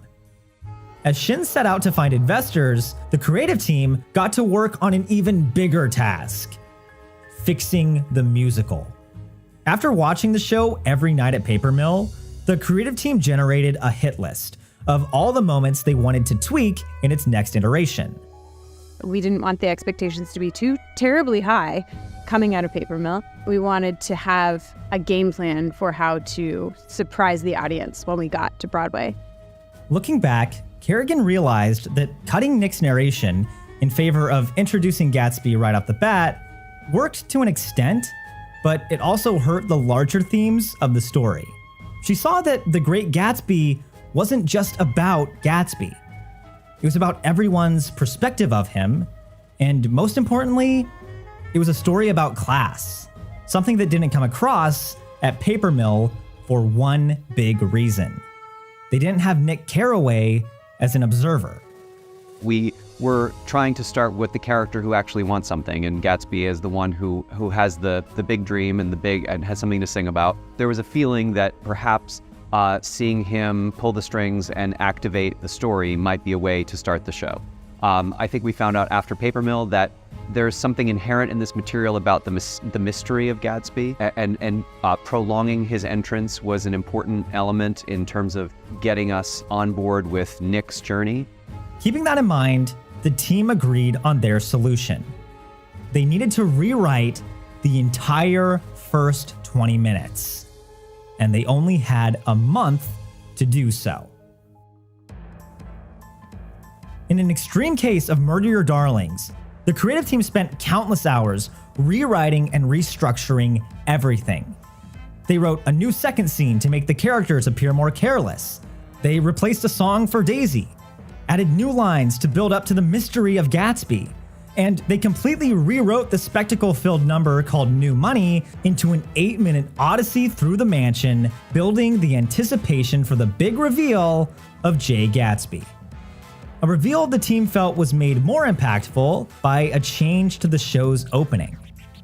The musical now started with Nick Carraway front and center, and Gatsby didn't appear until much later. As the show barreled forward, the team doubled down on making more changes. Literally, until pencils down, we are doing all the tweaks, and we know the cast hates us, but they'll love us in the long run. Most of my stuff from Paper Mill to Broadway has not changed significantly enough to like totally derail my whole process. So I feel like it's been a very smooth leap from Paper Mill to Broadway for me. In rehearsals every day, stuff changes every day. So we have to write down all those changes and change them and backspace it in our computer. And delete everything. And write in new changes. So we're very excited for the show to become frozen. The Great Gatsby was one of 21 new musicals racing to open on or before April 25th. The reason? They needed to be eligible for the 77th annual Tony Awards. As Gatsby in American Myth started selling tickets for their performances in Boston, The Great Gatsby on Broadway prepared for their first previews. Meanwhile, the remaining musicals all started to open. Each day churned out a new opening night, and a new unpredictable response from critics. Shows many thought would be critical hits received poor reviews. On the other hand, shows that some people overlooked turned into critics' picks. Going into Broadway, many on the Gatsby team acknowledged the show might not be a critical darling. But it wasn't meant to be. They didn't write it for the critics. They wrote it to transport audiences into a world of decadence. To bring this opulence to life, producer Chun-Soo Shin managed to raise an enormous $25 million, primarily from Korean investment partners, many of whom had never been given the chance to invest in a Broadway show before. Though already impressive at Paper Mill, the increased budget meant scenic designer Paul Tate DePoo III and lighting designer Corey Paddock could create a show beyond even Gatsby's wildest dreams. Actually, the hardest part of this process was explaining to everybody that actually had to make this a reality. Here's how it works out of my brain. And there is an entire choreographed show backstage of non-actors. The show being in the Broadway Theater, the second largest theater on Broadway, presented a huge opportunity for the design team, literally giving them enough room to store scenery for more than 50 set pieces. East Egg mansions floated in, illuminated by a faint green light. A life-size cottage flew away to reveal an Art Nouveau bedroom. Towering bookshelves gave way to a giant T.J. Eckleburg billboard, a set piece the team continued to work on just days before opening. It is all hand painted. Like if you take it off, it is incredible how these painters painted it. A last note that we had was we just wanted to bring that Dr. T.J. Eckleburg closer in view for everybody, just for storytelling, because Wilson's constantly referring to him as Doc, and for those that aren't as familiar with the novel, it just helps sort of say, that's the Doctor. As if the giant sets weren't enough, The team leaned even harder into the spectacle by flooding the stage with everything from fireworks to literal automobiles. Once the car is driving on stage, it is self-powered. It is electric, basically a golf cart chassis, and the actors have full control. A lot of people ask, is there a track? I heard someone ask, I wonder if there's magnets, like a Disney ride. That's not, nope. They're driving it. But what's fun is there is actually a remote emergency stop that is controlled from the wings. So if for any reason the actors lose control of it or the car is going somewhere where it's not, we're gonna have that never. We will never need it, but we have watched them rehearse it. There's an offstage emergency stop they can also use. The show also leaned into the brassier, more spectacular elements on their social media pages, particularly highlighting Dominique Kelly's choreography. Going all the way back to their initial pitch, the team knew dance would play a crucial role in the musical. In addition to the key characters and moments, they wanted to have an ensemble referred to only as the Party, a personified mob of 1920s carelessness, where decadence was more valued than human life. With over 30 years of experience, Kelly's approach to the dance was based in both history and heritage. Basically, my favorite time period of all times is the Harlem Renaissance. That's like my beacon. We're doing a jazz musical, so being that it is a Black art form, I have no choice but to bring everything of my being, of my DNA, the way I move my hips, the way I tap my feet, and really put it forward on the American stage, because jazz music is an American art form. And it's been so wonderful to just be me and put tap in there, put South African boot dance in there, put Lindy in there, put a lot of different dance styles that you would have seen in the 1920s, but you might not have seen in the movie or like heard about in the book. The dance videos, coupled with the star power of the cast and multiple events geared to woo influencers, all played a hand in exposing the show to new audiences. Here we have a party, there's a party right here, and then there we have a party, there's a party right there, and then there. Oh, I mean, everyone's talking about the Great Gatsby. I've heard the music so good. I've heard some clips on TikTok. Sounds so good. A lot on TikTok. I think it might not be the best musical ever, but I want to have a good time. And I also think the press between the two different Gatsbys, you have Great Gatsby, then Gatsby coming, is a huge strive, especially to take how they compare different creatives, different casts, different shows. Honestly, it seems more like Barbenheimer meets Footloose remakes. One's more upbeat than the other one. The demand for the social media team to attend influencer events, create content, and flood the feed was intense. But alongside that, post by post, the reach, excitement, and community surrounding the show grew exponentially. It's always been amazing from the first day ever. There's an expectation, and then there's like a meeting of that expectation, and there's an exceeding of the expectations, which is like really reflective in the conversations that I've had with audience members that have come to see the show. I'm talking like real people, not, industry people or friends. I'm talking like the real Broadway lovers out there. The average time to take a show from idea to Broadway is 10 years. Gatsby did it in 4. All right, everyone, we're in the soft serve. This is the soft serve night. Thank you, everybody, for a great afternoon. We will gather together again on Thursday and have a great one. It's gonna be good. On April 25th, 2024, the cast and creative team walked the red carpet for the musical's Broadway opening.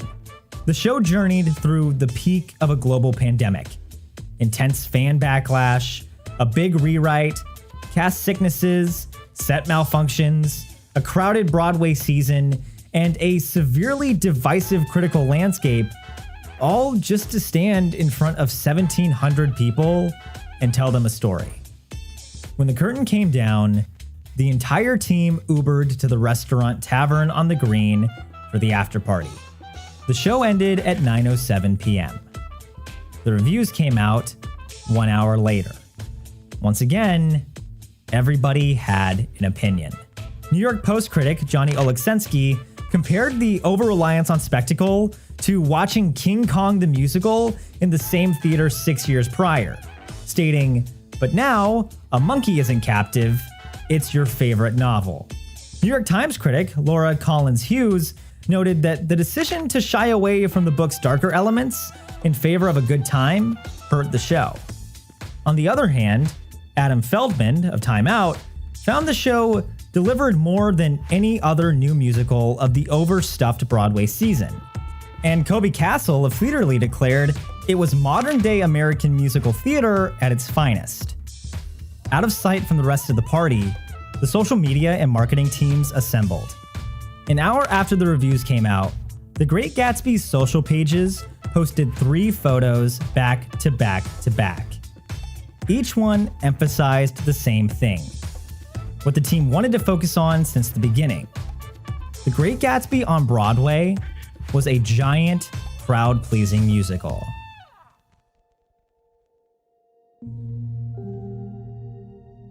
I used to think opening nights were when the creative team experienced their big, "we did it" moment.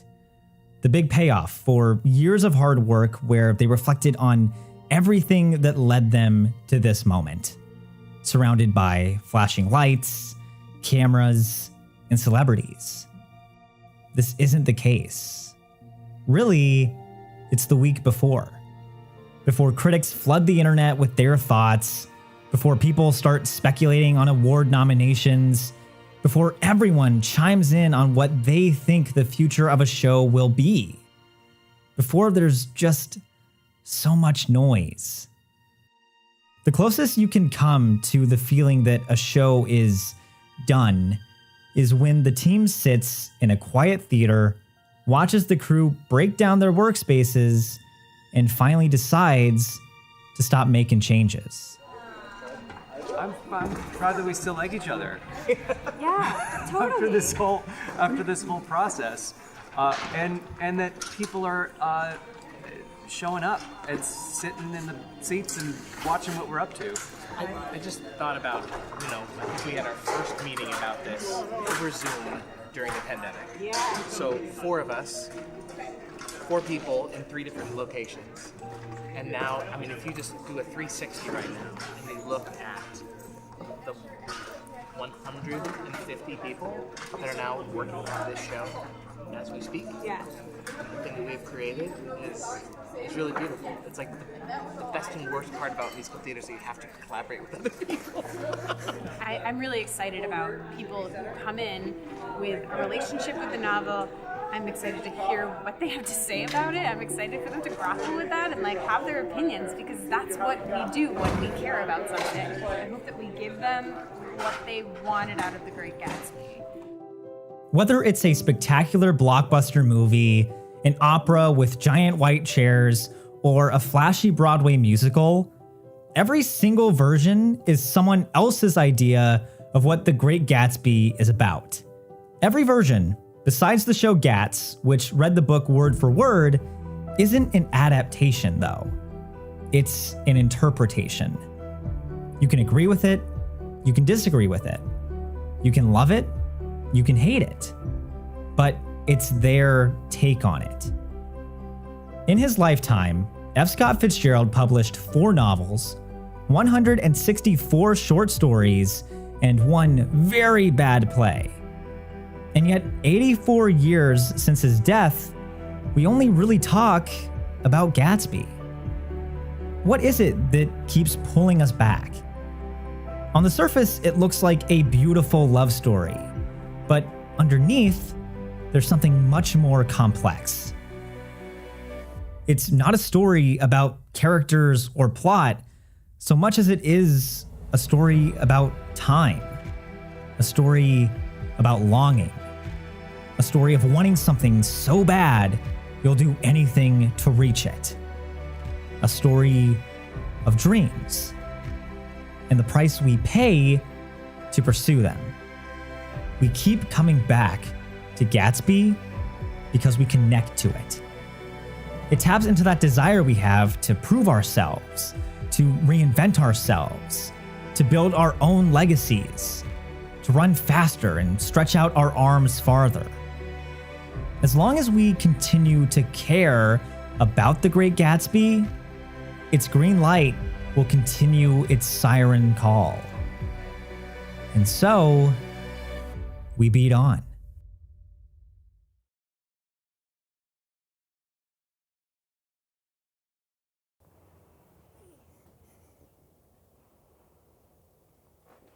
You're still here?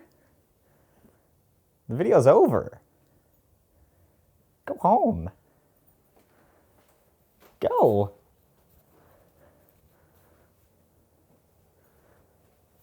Okay, fine. If you want more, how about you go all the way back to the beginning? Click on this video to learn more about the chaotic history of the crazy Spider-Man musical, Turn Off the Dark. Go watch it. Go watch it now.